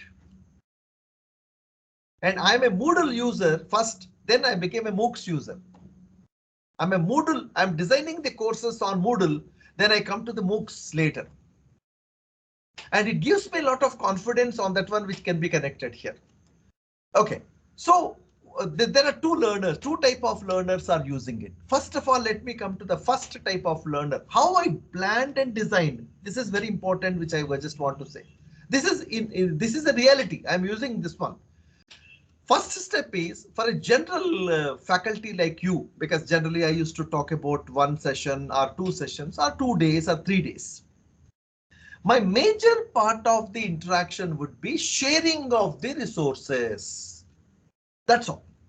So for the sharing of the resources, I take an advantage of a feature which is available with the Moodle platform, that is the guest. So since you type profksrinivas.in, it is showing a website kind of a details where some links are there, and without any credentials you could able to access these things. They are not curriculum, understand carefully. They are not any paper. They are the general material which will be useful for the technology mediated teaching learning environment. So any guest can come, any guest can view this material, and of course generally what are the information people generally used to ask me whenever I conduct the workshop. Sir, आपका photograph चाहिए, मैंने दे दिया था. sir aapka jo profile chahiye, it's already there into this one. And sir, some resources which you, and PPT, people are only asking PPT, but I often try to give the buffet system. मैं लोग मांगते हैं मुझे एक रोटी चाहिए, मिस्सी रोटी चाहिए, या मैं कहता है यार मिस्सी रोटी क्यों भाई, आपके सामने तो कम से कम 4-5 टाइप की रोटियां मैं दे रहा हूँ, कुछ तो देसी घी से बनाया, कुछ तो कोलेस्ट्रॉल कम करने के लिए सूखा रोटी बनाया, सब कुछ है आपके सामने. My point is that, so this is the information. Here I am not monitoring, I can only monitor that who are the people come in, what are the data they have accessed, but I am not going to monitor their progress and with respect to the analytics which can be generated through this site. This is about the general faculty colleagues like you whom I am interacting for my any general topics. This is one part of it. The second part is, as I already told you, that on the right top corner, you can see there is something called you are not logged in, login. So who are these people who are logging into my system? My students. So here for my students, I'll be using two different techniques. One, either it's a self-enrollment method. So they will enroll they will create their username and password. They get associated into, they can join the course where I allow them to do. Or I can do the manual enrollment method. I think during this workshop, all these things will be explained, demonstrated. They'll be asking you to do it. This is very, very important to know. Okay, so generally I used to do the manual enrollment method so that, in a class strength of around 100 students are there. So I'll ask my system to put the temporary password, system will generate it and I'll change it. So many things. That is about the process. The second important, what for I am going to use this platform for my students. Before that, I will come to you. In generally, around 72 hours before the start of my class, I used to provide this reading material to the participants. Minimum 72 घंटे से पहले, 72 minimum है, 48 से 72 घंटे के बीच में मैं ये इंफॉर्मेशन प्रोवाइड करता हूं. And this platform supporting my learners for the out of the classroom learning activities. Understand carefully. There are two platforms I am using for my teaching and learning assessment. First one is in classroom learning, when I can see my participants face to face.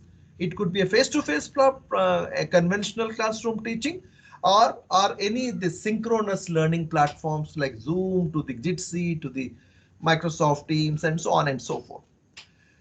But the second platform, the platform what you could able to see is my out of the classroom learning activities with my students. So I connect these two things so efficiently, so correctly, so that my students will not find any difference between these two things. So I think somebody is saying I generally mix up my pedagogical approaches, like it may be a case-based approach, it may be a flipped classroom approach, which may be a learner-centric MOOC approach, where I create so many. These are all the things we'll be going to demonstrate, discuss during this workshop, during the 7 days of the workshop. So the purpose is, first of all, they will go through this material and the timetable will be provided well in advance. And the timetable, the sessions will be connected to them where this material can be kept. And this is about the participants.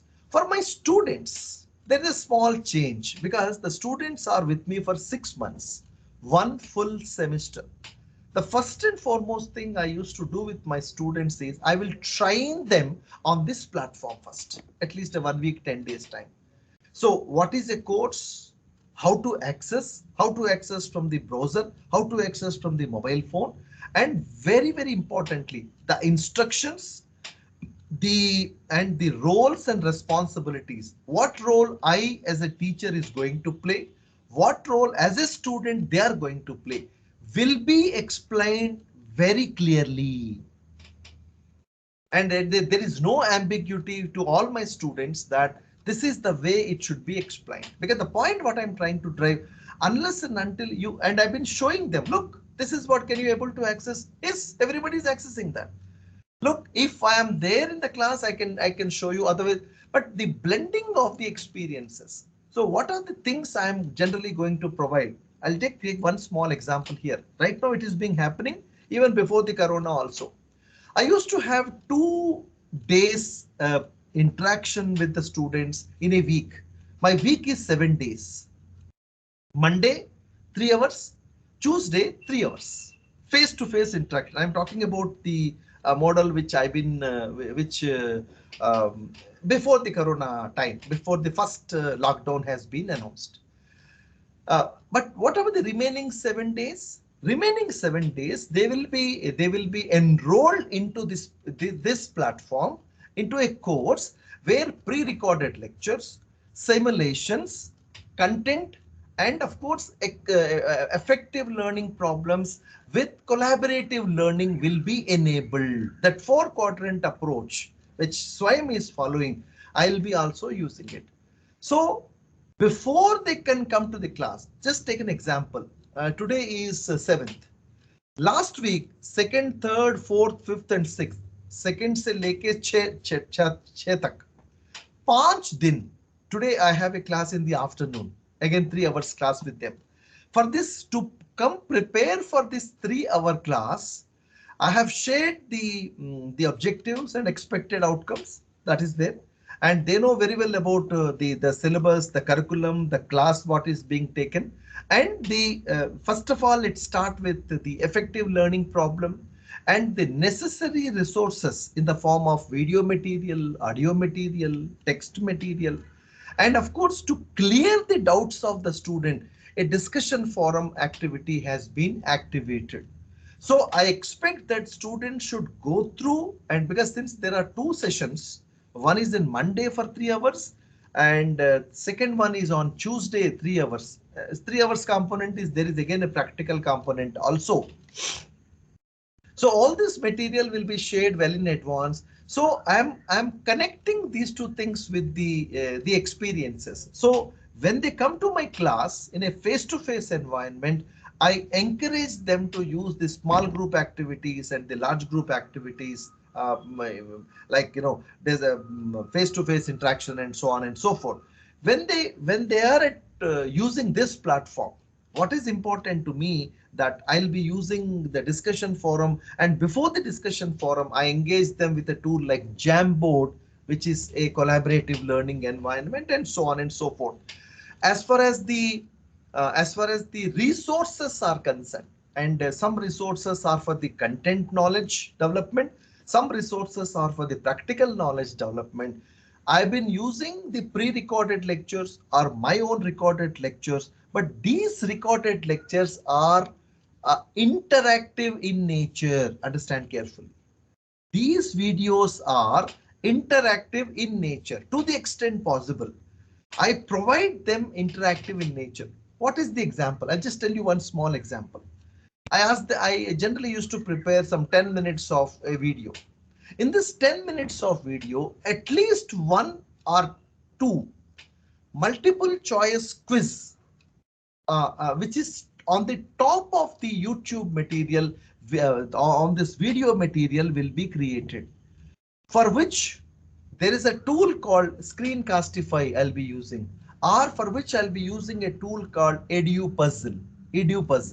What is the purpose of this? When the student is going, because this video, understanding this video is very important for the students too before coming for the class. That's number 1. Second important thing is simply reading out the video. Generally what the students used to do, friends, simply they'll just pass on one point to other point. Okay. And here, what is important for me, not only reading out the, not only understanding the video, and along with the understanding of the video, they had to take a small MCQ test, which is available on the top of that video. I hope it is clear to all of you. It's top of the video. Please try to understand. ये कोई assessment नहीं है. Understand carefully. ये activity है. ये activity 2 बात है. Activity number 1 के लिए मैं क्या करता हूं, मान लीजिए मैंने इनको एक 10-15 मिनट का वीडियो दिया था, उस वीडियो उनको पढ़ना है, उस वीडियो के ऊपर 2 ऐसे एक्टिविटीज में देता हूं ताकि इनका क्या अंडरस्टैंडिंग रही पीछे का जो 5 मिनट के ऊपर, 10 मिनटों में एक 4.5 मिनट में एक एक्टिविटी देता हूं, एक 9 मिनट में एक एक्टिविटी देता हूं। एक्टिविटी मतलब जैसे वीडियो पॉज हो जाएगा and there is a pop-up will come out on that one and I'll see that how and all these things will be recorded there. आपके मन में एक डाउट आया होगा, सर ये आपके खुद की वीडियोस के लिए करते हो या बाहर वाले वीडियोस के लिए भी करते हो? And I can do it for the outside videos also where in YouTube it's available. What is important I am doing it here? The important point what I am going to do it here is to make the process of learning impactful, engaging, interesting and challenging. This is one such method. There are so many methods out there and you'll come to know all these things slowly and steadily. Even the discussion forum also. And I engage the students so intensely before they come to the class or even after my class is there, that can be done. The assessments, small assessment, and what is important, please try to understand one thing which is very important for me, probably I think you should also think the same way, is we want to engage, encourage and motivate the learner. It's not how quality content you have developed. Quality content is definitely need to be developed, but if it is not serve the needs of the people, whatever the best you created of no use. So what is important is you need to communicate very clearly. पता नहीं आप लोग करते नहीं करते, मेरे class में मैं इंग्लिश में बोलता हूं. Can I ask you what is the English? What is English?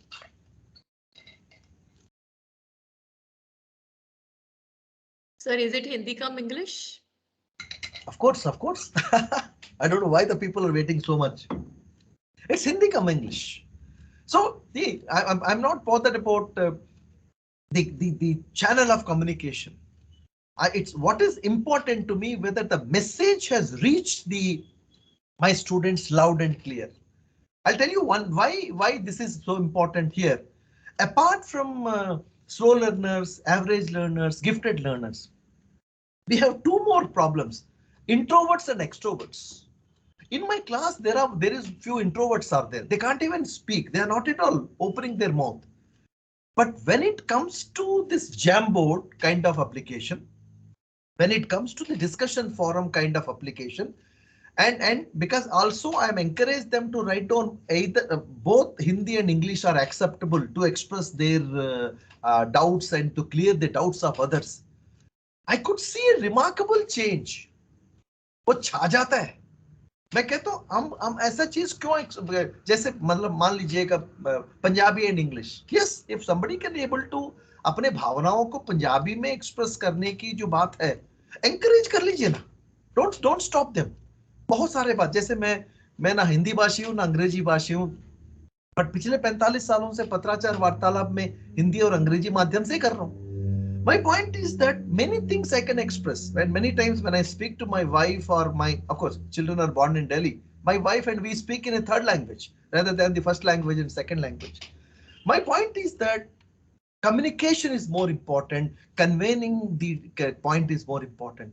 So I think here the technology was very much helpful, and many times I'm not finding that much time to collect the good quality material. I used to take small poll kind of with my students that please check what is the good material, but provided objectives and expected outcomes has to be meet in this regard. I think that is very, very important, and this platform is being used for. Then the bigger question comes, sir, ये तो आपने तो बता दिया, इस platform इन जैसे प्लेटफॉर्मों को बनाने के लिए हमें किस चीजों की जरूरत है. अब देखिए, so the 6 essential elements. Can I request one of the participants to kindly read out these things, please? One participant kindly read. Madam, is it enabled that they can able to read, please? Sir, Yes, actually, few of the participants can read. So Yeah. Few. Anybody can be. Anyone can be, please. So, Manpreet ma'am, can I read? yeah, sure. Yeah, sure. Okay, so the 6 essentials to acquire, these are common for blended learning courses, MOOCs, open and distance learning courses. And the strategies for that are, number one is course planning and designing. The second one is selecting appropriate pedagogy. The third one is content development, and which means creating and curing. The fourth one is delivery platforms. The fifth one is course transaction, and the sixth and the last one is activities and assessments and interaction with the students. Thank you, ma'am. Thank you very much. I don't know your name, and thanks. You said. Uh, my request to all of the participants: whenever you are reading, kindly take your name and the institution we are working. I'll be very grateful to you, because it does not look nice to me that if I don't say thanks to you. Okay. So the 6 essential elements which I've been talking about here, and these elements are common for the blended learning courses. These elements are also common for the MOOCs development. These elements are common for the open and distant learning courses. What are they? The first and foremost thing, the strategies for the course planning and designing. That's very important. And this is what I've been saying, that if you could able to manage it at one part clearly, and other two things are not big deal at all. Next one is strategies for selecting the appropriate pedagogical approach. Here in this workshop, we'll be talking about two pedagogical approaches. One is about the flipped classroom, and second one is the learner-centric MOOC. Both are very important, and it could be able to use it. The third important thing is content. Of course, content is very important. And of course, there are two approaches are there. One, you can create the content. Second, you can curate the content. Excellent content is can be, but here again, the one of the added point, you want to, whatever you are creating the content or you are using the existing content, it should be interactive in nature. Okay, so how do we do that? Next comes the fourth important point is the delivery platforms, the course delivery platforms. And what are the two? And it should be supporting the two employees. One is about the synchronous learning environment. Second one is supporting the asynchronous learning environment. Synchronous learning environment is a live. Of course, it could be a face-to-face classroom, and this classroom is again it's supporting the synchronous learning. But asynchronous learning is supporting the learning of the learners when they are at home. That is the asynchronous learning. The examples are Google Classroom, Moodle, and of course the Canvas, and of course the Google Course Builder, and so on and so forth. So many are there. But it's not simply delivery platforms matters here, but how the synchronous and asynchronous can be connected if it is blended learning courses. And MOOCs, everything is asynchronous. Teacher is invisible, but teacher should know or have the all the desire, all the capacities and capabilities, how effectively transact the course, how effectively to create the assessments and activities and assessments. And beyond all these things, how do you motivate, engage, and encourage? That is interaction. Okay, so in MOOCs courses, the same strategy.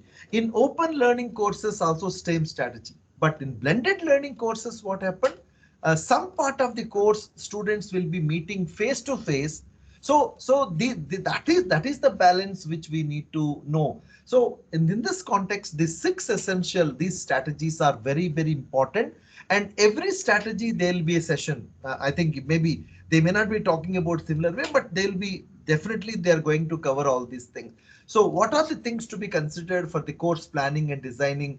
Appropriate pedagogical approaches, content development for the create and curing. And again, the content is on interactive in nature. Please try to understand. We want to create an interact, not for supporting only passive learning. It's an activity based learning. And of course, delivery platforms like Moodle, if you take, excellent delivery platform. And Moodle is being used and 150 million people in so many good countries, They're using for a MOOCs platform. They're using for the online courses. They're also using for the open and distant learning courses. But we need to understand the important features and how do we take the maximum best practices of teaching learning can be used. Then of course the teachers must have the requisite capacity and capability. What are the strategies to be adopted for the course transaction? Course transaction in the blended learning is different. Course transaction MOOCs and open and distance learning are different. We have week-wise courses. There are 17 weeks. There are 18 weeks. What are the things to be completed? What kind of interaction can begin? And again, what activities can be given? At the same time, also we should keep in mind how do we motivate, how do we engage, and how do we encourage the learner to take this maximum benefit out of it. So what is the way to do this one? So what is important to me? You can what is the outcome? I think this is what we have been hearing in the morning. It is easily can be implemented. Look at the first model, which is where is a teacher centric. Of course, teachers comes and deliver the lectures and so on and so forth. And of course, interacting with the students. I call it as a push mode of a learning. But what is envisaged in our new educational policy, and most of the parents are also looking for this kind of a thing, which is also supporting 360-degree development of the student.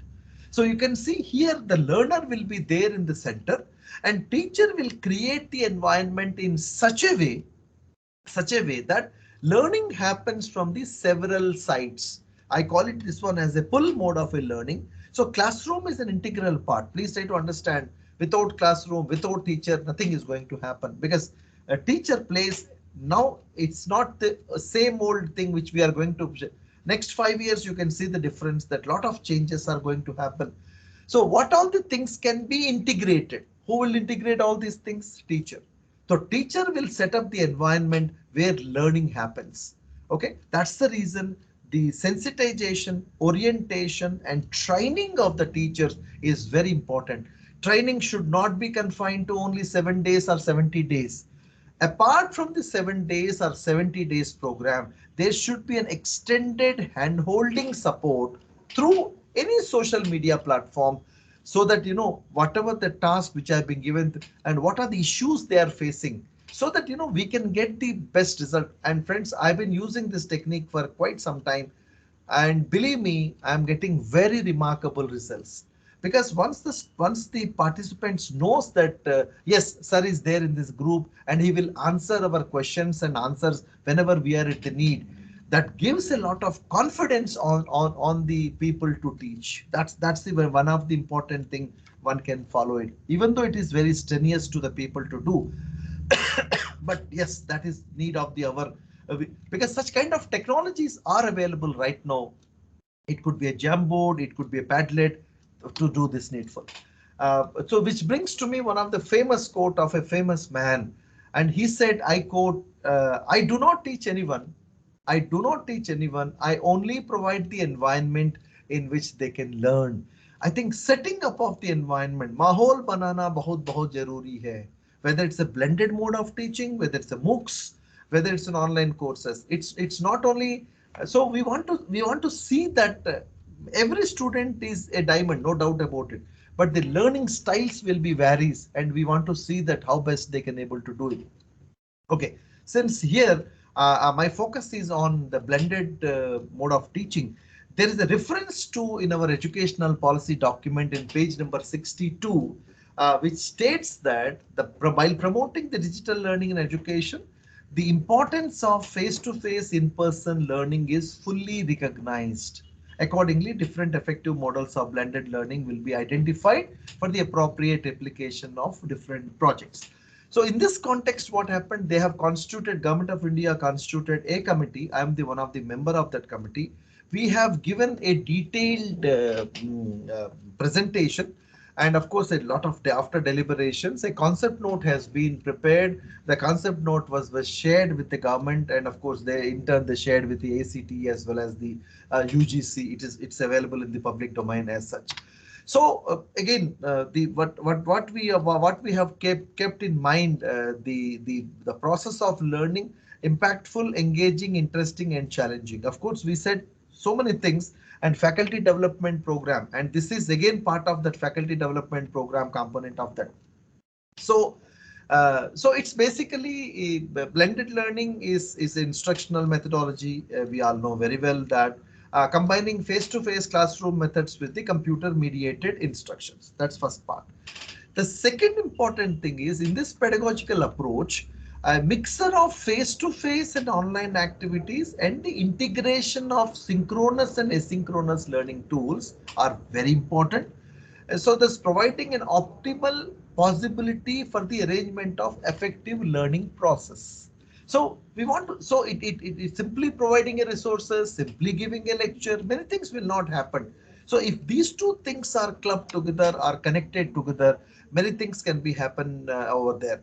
So what is the subtle message I'm saying? It's a well-planned activity. That's what I said in the beginning, planning and well-planned combination of meaningful activities at the both the modes as such. Okay, let's try to understand what all the things can be done. So there are two important words we're calling. It's basically in classroom learning. Of course, I call it as a face-to-face mode of teaching. And even sometimes the synchronous learning platforms also can be used here. And of course, the teacher explanations, demonstrations, there are so many activities are there, but few of them. And of course, large group activities like brainstorming, discussions, group work, problem solving, and experiments can be used. Not the not only the lecture method. Understand carefully. Lecture method is very important, but it's not completely lecture method. So that so we are giving, even though the out of the classroom learning using that platform is a self-study mode, I'm using a word called guided self-study mode. Why it is a guided? Because the teacher is very much there along with the learners to clear their doubts. Whenever the question is being asked, the teacher should be there. I think that is the change role. Those are the capabilities teachers must acquire. Because since few years back, WhatsApp is only once in a day. Now, many of us are not even switching off the WhatsApp. Many of us are very much comfortable with uploading the Twitter handle, and of course, Facebook, YouTubes, and other social media, Instagrams, and social media platform. Why don't we use part of them in our students' activities? Apart from this, there are few other activities like collaborating and co-creating the knowledge, borrowing accessible books and periodicals, and face-to-face training, and so on and so forth could be a part of this one. And second point is about the out of the classroom learning, which is a very important, using this asynchronous platforms. Of course, using the asynchronous platforms. And here actually what happened, the accessing of the resources, that is very important, number one. And here actually there is a question comes. Accessing of resources could be done into two different ways. One is with the digital devices. Second one is without the digital devices. I think at least once in a week, I'm trying my best to focus only on the textbooks which students can able to do. So at least certain part of the time, I've been telling them that, what are the efforts should be made to be part of that. Of course, books, newspapers, journals, and so on and so forth. And apart from that, there is one more interesting thing. Like many times what happened, resources are very important. And these resources, one of the important component of the resources which you could able to see. Kindly confirm to me that the slide has been changed to digital initiatives or not? Changed. Yes, sir.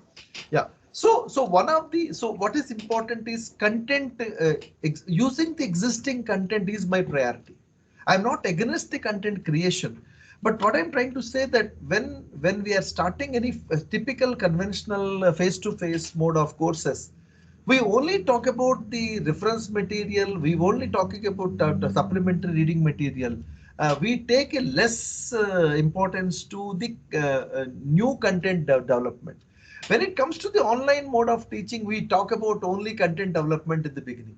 I said, yes, you can do it, but there's an excellent content for your blended courses are available under the digital initiatives of Government of India and the state government initiative. Some of the initiatives are Swayam. We have excellent archival course content is available in the Swayam. I think we should take advantage of it. Swayam Prabha, India's finest 34 free DTH channel. National Digital Library, we know, and today morning the Honorable Vice Chancellor of Central University of Himachal is mentioning that. EPG Pathshala, again an excellent course contents are available for the public domain, and if you find an interesting thing you should be able to use it. UGC MOOCs is again is an excellent platform which can be used for this purpose. NROER, National Repository for Open Educational Resources. IIT Bombay Spoken Tutorial. FOSSEE, the free open source, promotes the use of free open source tools in academia and research. Saksha, this is again an excellent platform, very good quality content. Virtual labs, we know very well. For the school education, there is something called OLabs. I don't know how many of you are using it, how many of your children are using it. Digital content mapped to the school syllabus. And if you are from the education discipline, we at NIPA has developed a huge collection of digital archives of educational documents that can be accessible through this. Okay, and apart from this, I have provided a huge collection of state-specific ICT initiatives starting from Jammu Kashmir to the down south to Jabalpur to the Assam. Excellent material is available. I think that the point what I'm trying to drive in this case is already excellent content is available in the form of digital initiatives of Government of India in higher education. I think we should try to use this material. So when we are talking about the resources, there are two types of resources. One is a core resource, that means essential reading. Second one is supplementary resources. So I think we should use either, depends on the need, we should use either for the supplement main material and the supplementary reading material. The second, then another important interesting thing which every teacher need to understand is about the open educational resources and Creative Commons licensing material which is available in the public domain. And this is again second very important competencies the teacher must be having. That's the reason I said it's a step-by-step practical approach. So what are the things we need to understand? We need to understand what is this OER means, what is the Creative Commons licensing, and very importantly, other three things. How do we search the content? The Creative Commons search, YouTube filter, Google advanced search. Before this, I just want to tell you one small interesting thing is where to keep the data. I started with the one of the question which I've been asking when you explain, when you search my material on my portal. I think this kind of a data capturing formats should be prepared. Even this is what I'm talking about, the planning and designing of your course. What it is says, look at this one. This is a simple example. And of course, there's a 5-column table. One is a serial number. Second one is a topic name. Of course, the topic name is I can give. And let's see that supplementary. So I found two interesting supplementary material. One from the ICT initiatives of Government of India. And second one is from the OER sources. Excellent ebook is available here. And of course, I have given the necessary remarks also. And tomorrow, if you want to improve the quality of this material, you can have a third party subject expert can vet this one, and you can create another column also. The subject expert, by looking at the objectives and expected outcomes, can able to do. The same logic applies for the text resources also. The same logic applies for the image type of resources which we are going to use it. And of course, audio resources. Some of our students in the class may be having some little bit of difficulties to access it. So audio resources are important. Then comes the whatever the assessments you are going to plan, you should also have a plan of action, like are we looking for the teacher reviewed assessments? Are we looking for a peer reviewed assessments? Are we looking for a audio graded assessments? Okay, then comes the level of the questions. Are we looking for the knowledge level questions, application level questions, critical thinking kind of a question, or analytical thinking kind of a question, and which type of questions can come where? I think this is all these things are planning very, very important, because we have certain hold on the subject for it. We have been teaching and we have been conducting the assessments and activities in a conventional mode. Similarly, when your services are required to be done, this is the way. The same thing happens in the discussion forum, which is a collaborative learning environment as such. Okay. So in the OER part, actually, whether it is your own material, whether it is digital initiatives, whether it is the OER material, you should try to use it. So the OER is basically the materials offered freely and openly to use and adapt for teaching, learning, development, and research. Okay, fine. Let me take you through. So what is available in as OER? So you see that how nicely that stuff is being there. For starting from full courses to the course modules, syllabi, lectures, homework assignments, quizzes, lab and classroom activities, pedagogical materials, games, simulations, and many, many more resources contained in digital media collections from the around the world are available under open educational resources with the help of Creative Commons attributed license. So the question comes, where this Creative Commons came? When you created a material, when you create any resource, any video or text, you by default you get the copyright of that. And every time if that material is to be used, then one has to take the approval from that. And what this Creative Commons does, the Creative Commons licenses allow the content creators to openly declare the level of sharing that is allowed within their work. There are total 6 types of licenses. Because of the paucity of the time, I am not going in detail about that. So the Creative Commons licenses allow that. Okay, so what is this Creative Commons? Basically, it's a non-profit making organization which enables the sharing and use of creativity and knowledge through free legal tools. So where I started, planning and designing, first and foremost thing. Pedagogy will be done later. The content part, this is very essential element. So the content is, again, you can use the supplementary material either from the digital initiatives of Government of India or from the Creative Commons sources. So what all the capabilities, if I want to summarize all these things, I can use a simple C map, concept map, and such kind of things are very much available. I'll show you some of these features. So for example, to practically demonstrate, this is what typically I used to give to my students to understand. If you look at this one, the open educational resources can be accessed. Look at this, open educational resources can be accessed through CC search. So this is one of the way the content can be searched. So where are the what all the sites? There are so many thousands and thousands of sites are there, but some of the sites I'm going to show. Second one, the open educational resources can be accessed through Google Advanced Search.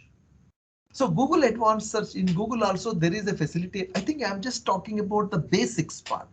These things, these are all the capabilities, and every teacher, that skill also. Similarly, you can also search from the YouTube. In YouTube, there are 2 types of licensing elements are there. One is YouTube standard license. Second one is Creative Commons attributed license, where reuse allowed. If you give a YouTube standard license to the resource which you are uploading there, so you are giving the exclusive rights to the YouTube. That video can be run only through the YouTube sources only. They cannot. Yes. Hello. Can you?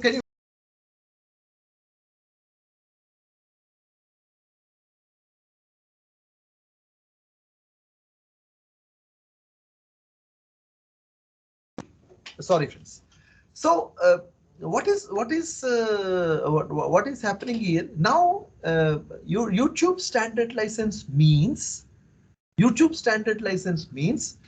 sorry, I have already explained. The second, that means you are only allowing the people to access your material from the YouTube.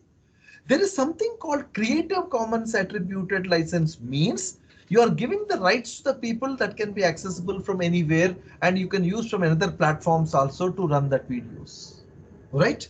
So such kind of options are available. Like for example, where is this material is available? Open educational resources available. Just follow the mouse pointer carefully. Open educational resources available from sources like Merlot, sources like Orange Group, sources like OpenLearn, sources like OER Commons, sources like Connections, sources like OpenLearn Consortium, sources like NROER, sources like OCW, sources like OCW Consortium. You understand now? So I think this is the way, and where is the content available, how the content is being going, how the content is going to cross check, and how the content is being used. All these things are very much important for us to do the needful. So this is an important thing which all of us need to understand. So there are two important sources, as I mentioned. One is about the supplementary reading material, and which is the one is core material and our supplementary material. And so second point is about, you can see, getting involved in interactions with peers and community. So how do we do that? Generally, one of the biggest complaint people have been saying that, sir, our students are a little bit of concerned about, there are many things. So unless and until you have a plan of action, it will be difficult for us to do the needful as such. Okay. Now, what are the core elements? There are three important core elements. I call it as the three sides of a triangle. One side is about this hardware, and of course laptop, desktop. Simply it can be implemented for the students also, webcam, microphone, writing devices, and so on and so forth. Second one is about the software. A software is, there are two important software. One is about to support the synchronous learning activities. So synchronous learning activities, what are the things need to be done? Like interact, discuss, and share, even and develop. Even our face-to-face classrooms are also going to support this one. But what is important is this should be connected with your asynchronous learning environment. So in this case, what happened in the asynchronous learning environment, the Moodle or Google Classroom, so it helps the students to pursue the activities beyond the classroom and schedule, for which planning and designing is very, very, very important. And why it is so important? Because this helps build the content knowledge and allows the students to apply learning in creative ways. I think that's where we are going to do. So it's only sharing of the resources will not be helpful here, because, and what is the another advantage? Another advantage is convenience of access, because every student's learning pace, space, and time is different. So we want to see that whatever the choice of the content, video content, text content, audio content, and that too, if it is interactive in nature, it gives a lot of interest to the students to do. Students can watch to and read the content multiple times to absorb the content, and so on and so forth. Next important point, which is very integral part of the asynchronous learning, even the Google Course Builder, the Swine 2.0 is also the asynchronous platform, and there it's a collaborate. It's one of the important component is collaborative learning. But what is happening is most of the time it is a teacher driven. But I want it should be a collaborative learning platform where doubts of the students will be answered in a near real-time basis. This is one of the interesting thing to follow that. Okay. Next, I'll take a few minutes on the pedagogical tools for the blended learning. So what is happening is, of course, we talk about a learning management system, an ICT platform, but again, a lot of hesitation is there from the teacher's point of view. Sir, how can I take? So there are certain simple and easy to use tools are available. I think these tools will give a lot of confidence on this teaching, learning, and a very importantly activities and assessment process. They could be asynchronous learning tools, asynchronous. Let me take you this synchronous learning tools. Whatever the tool your college or university has been adopted, we should be a thorough in this regard. There are so many methods are there. For example, in this class, maximum 1.5 to 2 hours I'm speaking. But most of the workshops I'm taking 6 days alone, single resource person.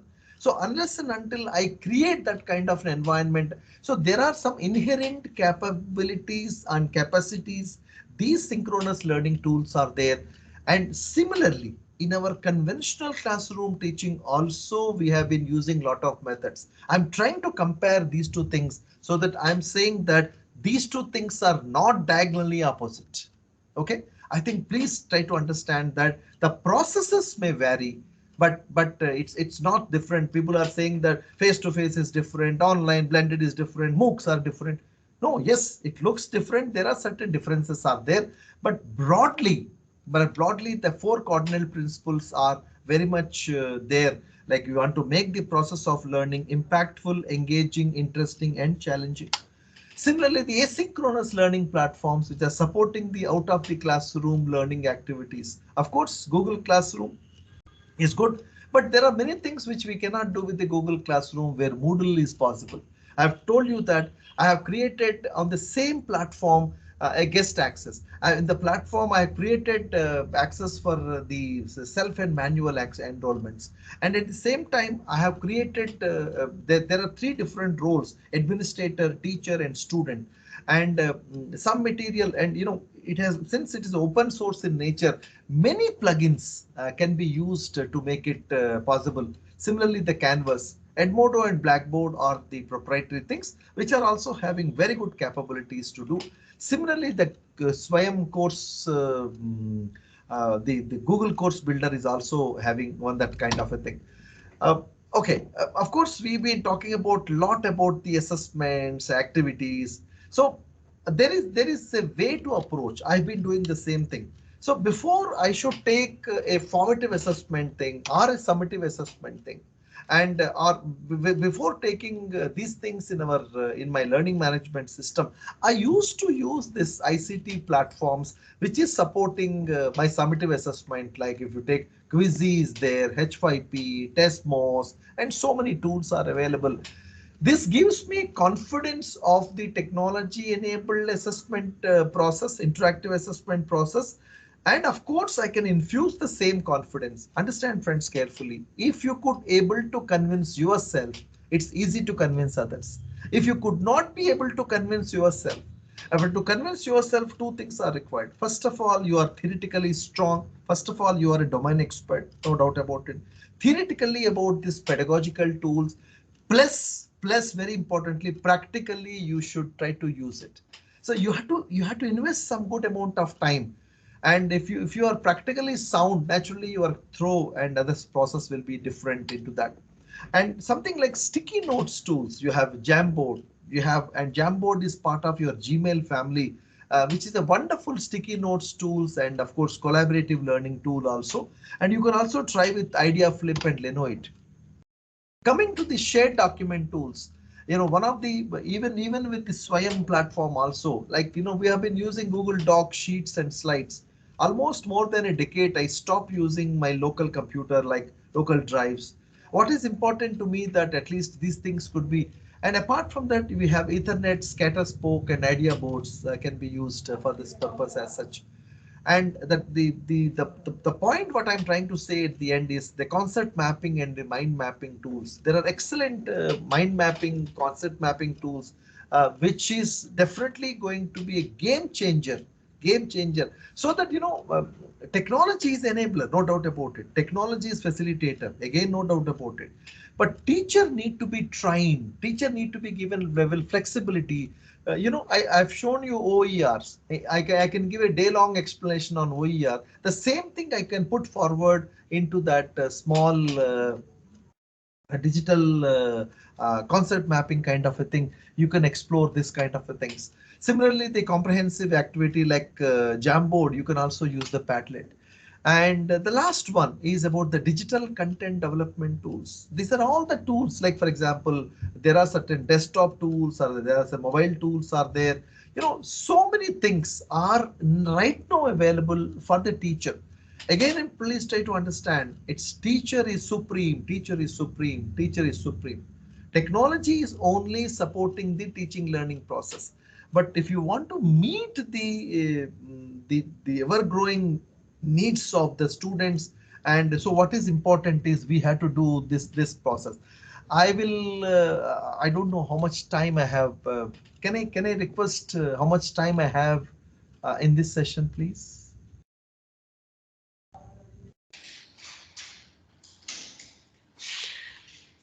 Sir, Vishal sir, can we have 10-15 minutes more?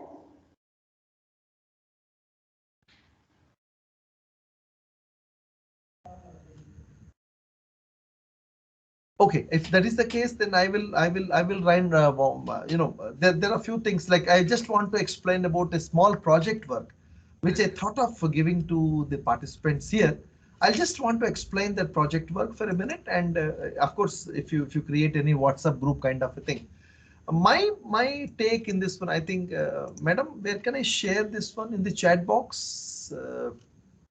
I think I will do it in the chat box itself. Where is the chat box? Vishalji, how much time I can take? More, another 5 minutes?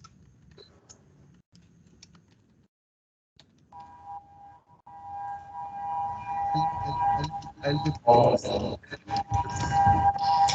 Sir, I think he's having some network issue. Let me ask him. I think 5-10 minutes would be fine. Okay.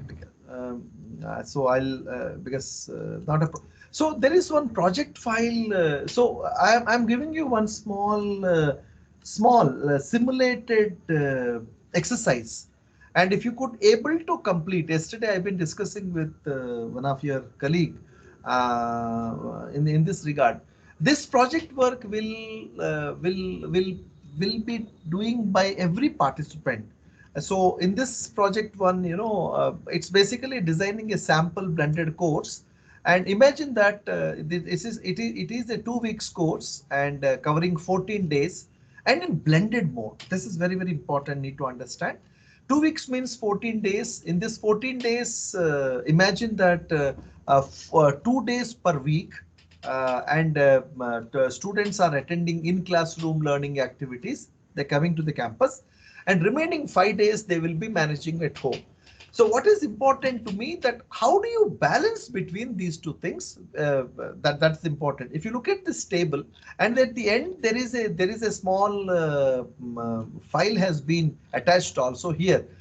What I am interesting to know is, when you are doing this kind of a things, it should be planned in two different levels. One, what is your overall planning of implementing this kind of a things? And second important thing is, what are the implementation practical implementation steps you should take so that this could be a reality? See, only we can't sit in wishful thinking. Okay, you want to see, we want to make it practically implementable. If you want to make it practically implementable, I wish to say you. So there are two platforms you will do. One is in classroom learning. That means out of this 14 days of the workshop, 4 days in total, 2 days in a week, students will be coming to the campus. So what all the activities the teacher can plan when they come to the campus? It could be a lecture method, it could be a demonstration, it could be a lab activity, and so on and so forth. But remaining 10 days, the learning happens from home using the asynchronous learning platforms. So in this asynchronous learning platforms, what I'm saying, we will be using that 4-quadrant instructional design approach. What is that 4-quadrant instructional design approach? Quadrant 1 is e-tutorials, quadrant 2 is e-text material, quadrant 3 is discussion forum, quadrant 4. So I think once the Moodle learning management system is being explained to you, and with the appropriate pedagogical inputs, content development issues, everything will be explained. You have to put forward, you have to implement. Understand carefully. The resource person will give a hint to you, and you have to implement it, and you should capture the screenshot, and finally these things has to be submitted to the organizers. Why I am asking you to do this? Because if you then we are looking, your presentation should cover two important aspects. Number one, what is the overall planning? Okay, I understood blended learning. Students are coming 2 days for the campus, and remaining 5 days in a week they will be managing from. So how do the learning will happen? How do we make the process of learning impactful, engaging, interesting, and challenging? What are your ideas out there? That is first part. And this is not only a ideal situation. You can implement all these things. To implement this one, what are the things required for you? First one is about the topics. You can take 4 topics, which is showing on your screen. I think, madam, just I think I don't know the names. Gurmeet or Gurpreet? So yeah, it's Manpreet. Manpreet. Okay, sorry, because there are my 2 students, both are having, so I confused. Manpreet, just the table is coming on your screen, ma'am. Yeah, sir, it is visible. Even it is more visible with the link you have sent. Great, great. So here actually what happened, there is a course name. You can take one small course name, okay, hypothetical name. Then 4 topics you need to select. Okay, any 4 topics, and please try to understand this is basically to create the awareness and to test the awareness of the students only. I don't want to go for the advanced application level. So in the expected learning outcomes, now comes the content. The content I divided into 2 parts. One is quadrant 1 and quadrant 2. In the quadrant 1, what I have written, video and audio material. You can see there is 5 minutes of the core video you have to prepare. 5 minutes. So एक topic के लिए एक 5 minute का video बनेगा, वो उसको मैं core video मानता हूं. टोटल में आपके कोर्स के लिए 4-5 मिनट्स के कोर वीडियो बनेगा, बट ये वीडियो आपको बनाना पड़ेगा मात्र 5 मिनट का. ये स्टूडेंट्स की जो टॉपिक्स को सपोर्ट करने के लिए होना चाहिए, और सबसे इंपॉर्टेंट ये इंटरैक्टिव वीडियो होना चाहिए. मतलब पैसिव लर्निंग की नहीं, इंटरैक्टिव होना चाहिए. उसके लिए अगला सेशन में या अगले टुमारो सेशन में वो आपको बताएंगे. Next comes for every topic के लिए 2 सप्लीमेंट्री वीडियोस आपको सेलेक्ट करना है. उसके लिए मैंने भारत सरकार की डिजिटल इनिशिएटिव्स दिया था मैंने. और नंबर 2, OER मटेरियल, OER का लिस्ट भी मैंने आपको दे दिया था, उसमें से आप एक्सेस कर लीजिए. ये सारे मेरे वेबसाइट पे पड़ा है, ये सारे मटेरियल मेरे वेबसाइट पे पड़ा है. तो इस तरीके से if you select 2 supplementary ready material for 1 topic, so 4 topics, 4 into 2, there are 8 materials are there. So you had to. Next comes the quadrant 2. For the next quadrant 2, so again you should have 1 core resource. That means your own text material. It could be a PPT, it could be a PDF, it could be a doc, it could be a research paper, it could be a journal article. Plus 2 supplementary resources topic wise. So आप भारत सरकार की digital initiative से कर लीजिएगा, या कोई राज्य सरकार ने बना रखा है, हमारे पंजाब सरकार ने बना रखा है. माननीय जो सर जो मॉर्निंग जो आए थे वो सर बता रहे थे बहुत कुछ इनिशिएटिव हमने किया था, वो वहां से ले लीजिएगा. वो पंजाबी में भी हो सकता है, कोई दिक्कत नहीं, हिंदी में भी हो सकता है, कोई दिक्कत नहीं. Plus take some resources from Government of India initiative. Take so again 4 into 2 text resources are important. Then comes the discussion forum, क्योंकि ये 2 हफ्ते का कोर्स है. पहले हफ्ते में apart from clearing the doubts of the students, you need to add 1 case study. It could be historical, developmental, practical for the students to discuss on week wise. पहले हफ्ते में एक डिस्कशन. तो डिस्कशन फोरम क्या होता है, discussion किस type की डिस्कशन फोरम्स है, मूडल में बताने के लिए आपको तीसरा दिन या चौथा दिन एक रिसोर्स पर्सन आ रहे हैं, वो सारे चीज हम आपको समझा देंगे. Next comes the assessments. Activities आप यहाँ कर रहे हो डिस्कशन फॉर्म में. असेसमेंट के लिए मैंने आपको कह रहा हूँ multiple choice quiz and match the following और open book examination. These are the 3 things people can able to explain. But all these things are required to be planned and designed before that. Okay, so this is what the sample project file you are there. And madam, if you have any WhatsApp group kind of a thing, I'm happy to be part of that, so that any further doubts of the participants are there, I can able to address it also very clearly. Okay. So if you have any specific doubts with respect to this one also, you can able to ask me. So if it is a WhatsApp group, the advantage is I can able to clear some of their doubts, and I can take. So I think that's all, friends. There are a lot of things to say, but my point is that let's try to understand the immediate requirement. I don't want to talk about the MOOCs. I don't want to talk about the open and distance learning courses. My immediate requirement is, how do we make what are the changes are required to be done as far as the current mode of teaching, which is very important to me. And here focus on how do we make the process of learning impactful, engaging, interesting, and challenging. What are the best possible ICT tools can be taken? But before taking the ICT tools, what is important is, how do we plan it? And there is a small project activity has been shared with you, and all the PPTs, all the reading material is available in my site, including that UGC concept paper which we have developed for the Government of India, and it is uploaded in the UGC site also. That's all I wish to say, because a lot of things to say, but I confine myself because of the paucity of the time, and of course managing the. If you have any specific one or two questions are there, I wish to answer. And if you want to, I wish to be there instead of asking the questions and जवाब यहाँ देने से बजाय मैं एक छोटा सा बताता हूँ कि if you add me in the WhatsApp group, but only condition the organizers has to see. उसमें good morning, good afternoon, good evening, good night, and birthdays and death days, nonsense forwarders आना नहीं चाहिए. If you could able to ensure that, I'll be happily to be with you, and I'll see that every participant should complete that project work.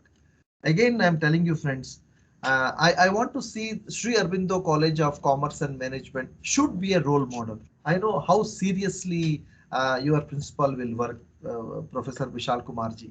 So my point is that I think I want every one of you, major part of the faculty members from this college, but others also. My point is that let's try to reflect on whatever you have learned. Just don't confine to the theoretical part. Your knowledge should be used to complete that assignment. That I should not call it as an assignment. It's a project activity. So two things: what is your overall planning, and whatever extent it is possible, try to implement it and capture everything. Share it with the organizers. If the organizer sent me the same methodology I am using for the UGC HRDCs. Same, but unfortunately people are asking me, sir, 3 MCQ questions दो. तो मैं कहता हूँ भारत सरकार के मतलब दिल्ली में Connaught place कहाँ है, आम आदमी पार्टी का पूरा नाम बताओ और कांग्रेस पार्टी का पूरा नाम बताओ. ये इसमें क्या फायदा क्या निकला है? मैं कहता हूँ this kind of, especially this kind of courses, if you can give them a time. ये भी सवाल लोग पूछते हैं, सर 7 दिन के अंदर अंदर हम तो करना मुश्किल है. आप 70 दिन ले लो ना, 60 दिन नहीं, 70 दिन ले लीजिएगा after the workshop is over. But submit with a valid proof of evidence, so that it will be helpful for you. It will not helpful for Professor Srinivas or Professor Vishal Kumar. It would be helpful for the faculty members. And at the same time, one more thing, I'll be taking your presentation across the world, not only across India. आज दोपहर को एक class है मेरा 2:15 बजे से with one of the triple IT. I'm going to say all these things. My point is that we want a committed faculty members, a trained faculty member, a passionate faculty member to come forward to get associated in this kind of. That's all, friends. I'll stop it here. I hope I answered the question. If any specific questions are there, I'll try to take just one or two. I don't mind. Sir, Professor. Sorry, Manpreet, I am interrupting you. Sir, I still remember, the day when you people were giving us the task after 9 p.m. and we started, preparing for our own course and our own, structure of the MOOC course. And on the last day, I, along with Dr. Tejinder Pal and some of the professor from the Tejpur University, so we presented our MOOCs, and Malti ma'am and all of you really. So I believe that your sincere hard work, your passion to do or passion to achieve something in your career will, give you new heights. And we have just initiated, sir. And since you have joined during the inaugural session also, so I just wanted to apprise you that Shri Aurobindo College of Commerce and Management has already initiated, MOU with the government of Punjab, and very soon we will be playing the leading role for training the different faculty from different colleges of the Punjab, and we will be in that lead role. And at that time also, definitely your expertise will be required at every step. Your guidance will be required at every step. So thank you so much for giving your time, valuable time. And yes, over to you, Manpreet. Thank you so much, sir. Sir, actually, one of the participant has a query about the Moodle. Sir, it is by Professor Vijay Chabra. He's asking, can we host Moodle on our local server that mapped to public IP? Manpreet, for Moodle, we have also, arranged one session with in collaboration with Dr. Deepak Bishla, and tell Vijay to, listen that lecture also carefully. So he will be guiding all nitty-gritties of the Moodle, because it is a very, deliberated topic. And if Srinivas will start explaining this topic, another 1 hour will be required, I believe. Am I right or wrong, sir? Yes, you're right. You're right. But I can tell you one thing, sir, because anyway, since Professor has asked the question, yes, Moodle can be implemented locally. But I'm suggesting you that at least to practice your one of the course in blended mode, you can go for a nice free cloud of Genomio cloud, and it is taking 250 users with around 10 to 15 courses can be launched very easily. And but locally, yes, many things can be done. It is free open cloud, and with Apache, MySQL, and PHP, you can do wonders. Not a problem. Even my course is also on the Moodle. वो कहते हैं ना कि चिराग थले sir अंधेरा होता है, तो they will not ask me, but they will ask the resource person every time. Anyway. Thank you so much, sir. The session was very knowledgeable, and we learned a lot new things from you. Many of the participants were asking for the PPT, but I checked it was available on your the link which you mentioned earlier. Madam मैं आप लोग एक रोटी दो रोटी मांग रहे हैं, मैं पूरा बुफे सिस्टम दे रहा हूँ. Yeah, it is for the information of all the participants that whatever material he has shared, sir has shared, it is available on his on the link he shared earlier. So everything is available. Now I invite Dr. Dilraj to kindly extend vote of thanks to our revered resource person of the day. Over to you, ma'am. Thank you, ma'am. Am I audible? Yes, you are. Yeah, you're audible. Thank you. So good afternoon, everyone.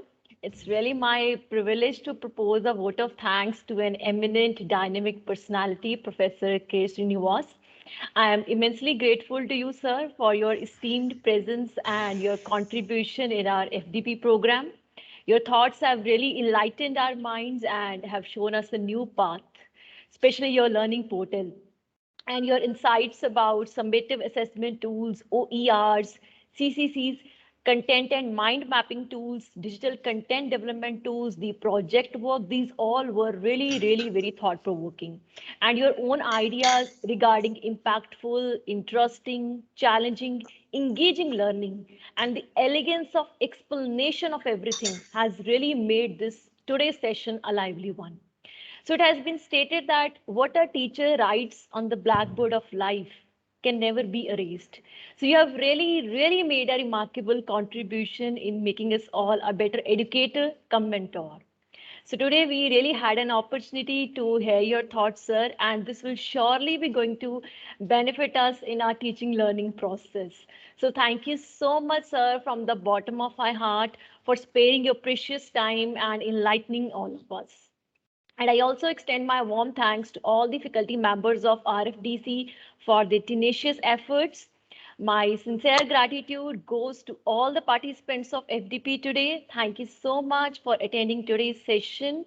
And last but not the least, I would be failing in my duty if I forget to express my heartfelt gratitude to our worthy principal, Dr. Vishal Kumar, for giving us an opportunity to learn from such a renowned and esteemed personality. Thank you, sir. Thank you. Thank you so much. Thank It was you. really very insightful. Thank you. Thank you, sir. I'll take leave. Thank you. Thank you. Thank you. Okay, sir. Okay.